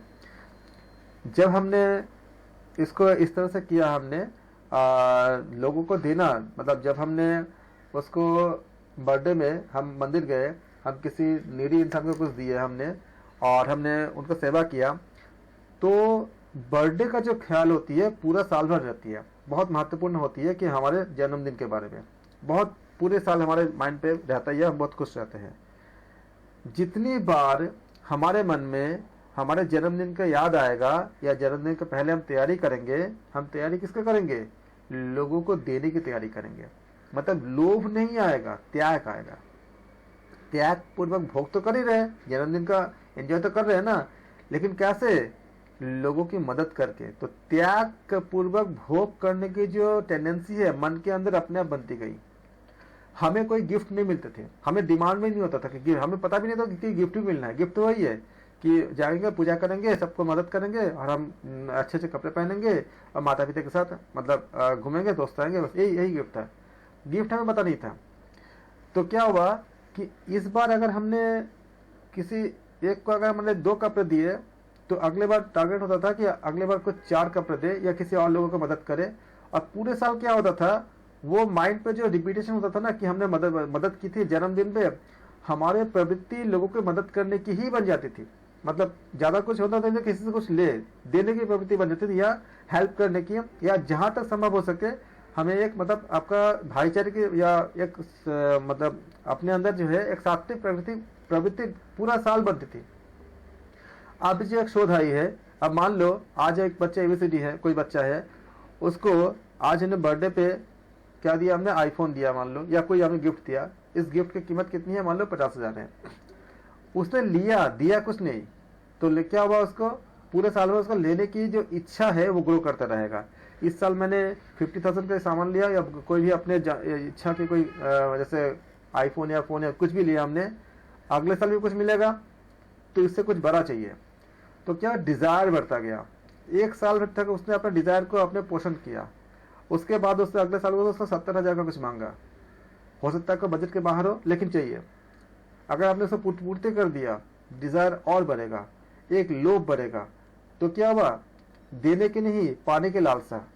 और ये लालसा बढ़ते बढ़ते बढ़ते बढ़ते एक समय अगर आपका बजट के बाहर होती है, तो उसमें क्या होती है, उसका बिहेवियर में कुछ चेंज आ सकती है, बच्चे के बिहेवियर में, जो आपके लिए बहुत कष्टदायक हो सकता है। उस समय आपको अच्छा नहीं ले सकता है कि हमने तो पूरा हमेशा तो देता गया, आज अगर नहीं दे पा रहे ऐसा क्यों कर रहा है। लेकिन आपने ही उसको डाला था ना उसके अंदर कि पाने की प्रवृत्ति, लेने की प्रवृत्ति, लोक की प्रवृत्ति। करते करते करते करते जब वो अपने निजी जीवन में जब जाएगा रियल लाइफ में, तो उसको हर जगह से उसको पाने की लालसा रहेगा, देने की नहीं। और उस पाने की लालसा के लिए कभी कभी वो तमोगुण को इतना ज्यादा बढ़ा लेता है, शायद उसको कभी दुख का भी बहुत ज्यादा बड़े दुख का या बड़े चीजों का, ऐसे चीजों का सामना करना होता है जिससे वो काफी दुखी होता है बाद में। तो हमारे उपनिषद के जो बातें हैं उससे ठीक उल्टा हो जाता है जब हम लेने की प्रवृत्ति की तरफ बढ़ जाते हैं। जैसे आपका कुछ मोमेंट ऐसे होती है साल में हमेशा जो हमें पूरे साल तक याद रहता है। जैसे कि आपका मैरिज एनिवर्सरी हो गया, बर्थडे हो गया, या नया साल का आपका जो जश्न हो गया। हर जगह पे मैंने देखा था, हमारे घर पे हर जश्न पे इस तरह से मनाते थे। हर जश्न का एक कॉमन पार्ट था कि मंदिर में जाके उसके भगवान के प्रति अर्पित करना, पूजा करना। उसके बाद जहां जहां नीडी होती थी कुछ लोगों को उसके प्रति हम जितना हो सकता है, एक फल ही क्यों ना हो, इसे डिमांड नहीं है कि हमें लाख रुपए का कुछ देना है, एक फल ही देते थे। और लेने वाले भी थे, क्योंकि वहां पे जैसे कोई भिखारी है, भूखे हैं, उनको अगर एक फल दे देंगे उनके लिए बहुत बड़ी बात है। तो ये जो प्रवृत्ति होती है, ये भोग तो क्या हम नहीं करते, भोग भी करते हैं, लेकिन वो त्याग पूर्वक भोग करने की जो संस्कार है वो डेवलप होती थी। और इसके ऊपर जो रिसर्च पेपर बनी थी और उसको मैंने पढ़ा, मुझे इतनी अच्छी लगी कि सोचो कितनी गहरी बात थी एक बचपन से जो हमारे अंदर संस्कार के रूप में डाली थी। और वाकई में मैं अपने अंदर पाता हूँ, मैं अपने अंदर भी ये चीज पाता हूँ कि वो डिजायर नहीं बची है कि ये करना है वो करना है, ऐसा पाना वैसा नहीं पा रहा, कोई बात नहीं, मिल गया तो अच्छी बात है। मिल गया तो माइंड पे होता है कि चलो जैसे कुछ नहीं तो कुछ पशुओं के लिए कुछ चारा दे दे, कुछ मछलियों को कुछ खिला देते हैं, कुछ कबूतर को कुछ मतलब जैसे जो चिड़िया है उनको पानी दे देते हैं। एक मन में बन जाता है आपके अंदर। जब मन में बन जाएगा तो वो जो भावना है वो आपका बहुत स्पिरिचुअल और स्ट्रेसलेस कर देगा। क्योंकि जब आप ऐसा देने की भावना रखते हो तो सबसे पहले आपका तनाव खत्म होती है, और तनाव खत्म होती है तो सारे समस्या का तनाव में से बहुत बड़ी कारण है तनाव होती है। क्योंकि आप जब किसी को लिए देते हो तो वो तनाव अपने आप रिलीज होती है। इतने सारे बीमारी का इलाज अपने आप हो जाती है जो तनाव से उत्पन्न होती है, लगभग 99% से ज़्यादा बीमारियाँ। ये हमारे वैदिक संस्कारों या हमारे शिक्षा का, हमारे जो वेदों का, उपनिषद का अध्ययन करने का और हमारे जो चलन का जो संस्कार था पहले, इसका इम्पैक्ट है। और इसका असर पता है सबसे ज़्यादा किस पे होगा? इसका असर सबसे ज़्यादा आपको खुद को होगा, क्योंकि आपके द्वारा किया गया संस्कार, किया गया बिहेवियर एक बीज बन के आपके ही बच्चे के अंदर या आपके चहेतों के अंदर वो ग्रो करता है। और जब आप 60 या ऐसे समय हो जाता है तो आपको वही बिहेवियर वापस मिलती है। उस समय आप शिकायत कर सकते हो कि मुझे ऐसा नहीं हो रहा है, वैसा नहीं हो रहा है, लेकिन अगर बहुत गहन से अगर सोचोगे तो कहीं ना कहीं रिस्पॉन्सिबल आप भी तो हो, क्योंकि शुरू में आपने कैसे कैसे सब चीज़ों को ऑर्गेनाइज किया, आपने वैदिक शिक्षा के अनुसार सब कुछ किया था। अगर सब कुछ करने के बाद भी नहीं मिलता है तो फिर आपका कर्म मान सकते हो, लेकिन अगर आपने किया ही नहीं तो फिर मॉडिफिकेशन तो आपको खुद से ही करने होंगे। इसलिए इन सब बातों को आप जब घर में खुद करोगे तो बच्चे को बोलने से नहीं होता है। जब मुझे कब बोलने से थोड़ी ना होगा, मुझे तो पता ही नहीं था, मेरे घर में किया गया था तो मुझे मेरे अंदर अपने आप आ गया था।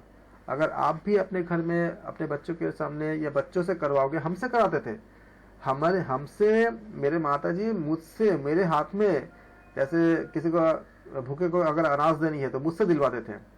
तो मेरे से आप भी अगर अपने बच्चों के हाथ से करवाओगे या उनमें ऐसी चीज़ें पोषण करोगे, या बच्चे को अगर मान लो कि उपनिषद के बातें अगर कहानी की तरह बोलोगे तो धीरे धीरे क्या होगा, उसके अंदर वो चीज़ें डेवलप होता जाएगा। अब बच्चे वही बोलते जाएंगे। अगर आपने उनको नचिकेता के बारे में समझाया, बताया, देखो बेटा नचिकेता इतना छोटा बच्चा था, ऐसा किया, तो वो नचिकेता के बारे में सोचेगा और खुद भी वो ब्रह्मज्ञान के बारे में सोचेगा। करते करते करते करते करते करते वो जब आगे जाएगा तो बेहतर बनता जाएगा। Thank you so much. हम यहाँ तक ख़त्म करते हैं आज हमारा फर्स्ट पेपर, और फिर हम अगले में आगे करेंगे। धन्यवाद सर।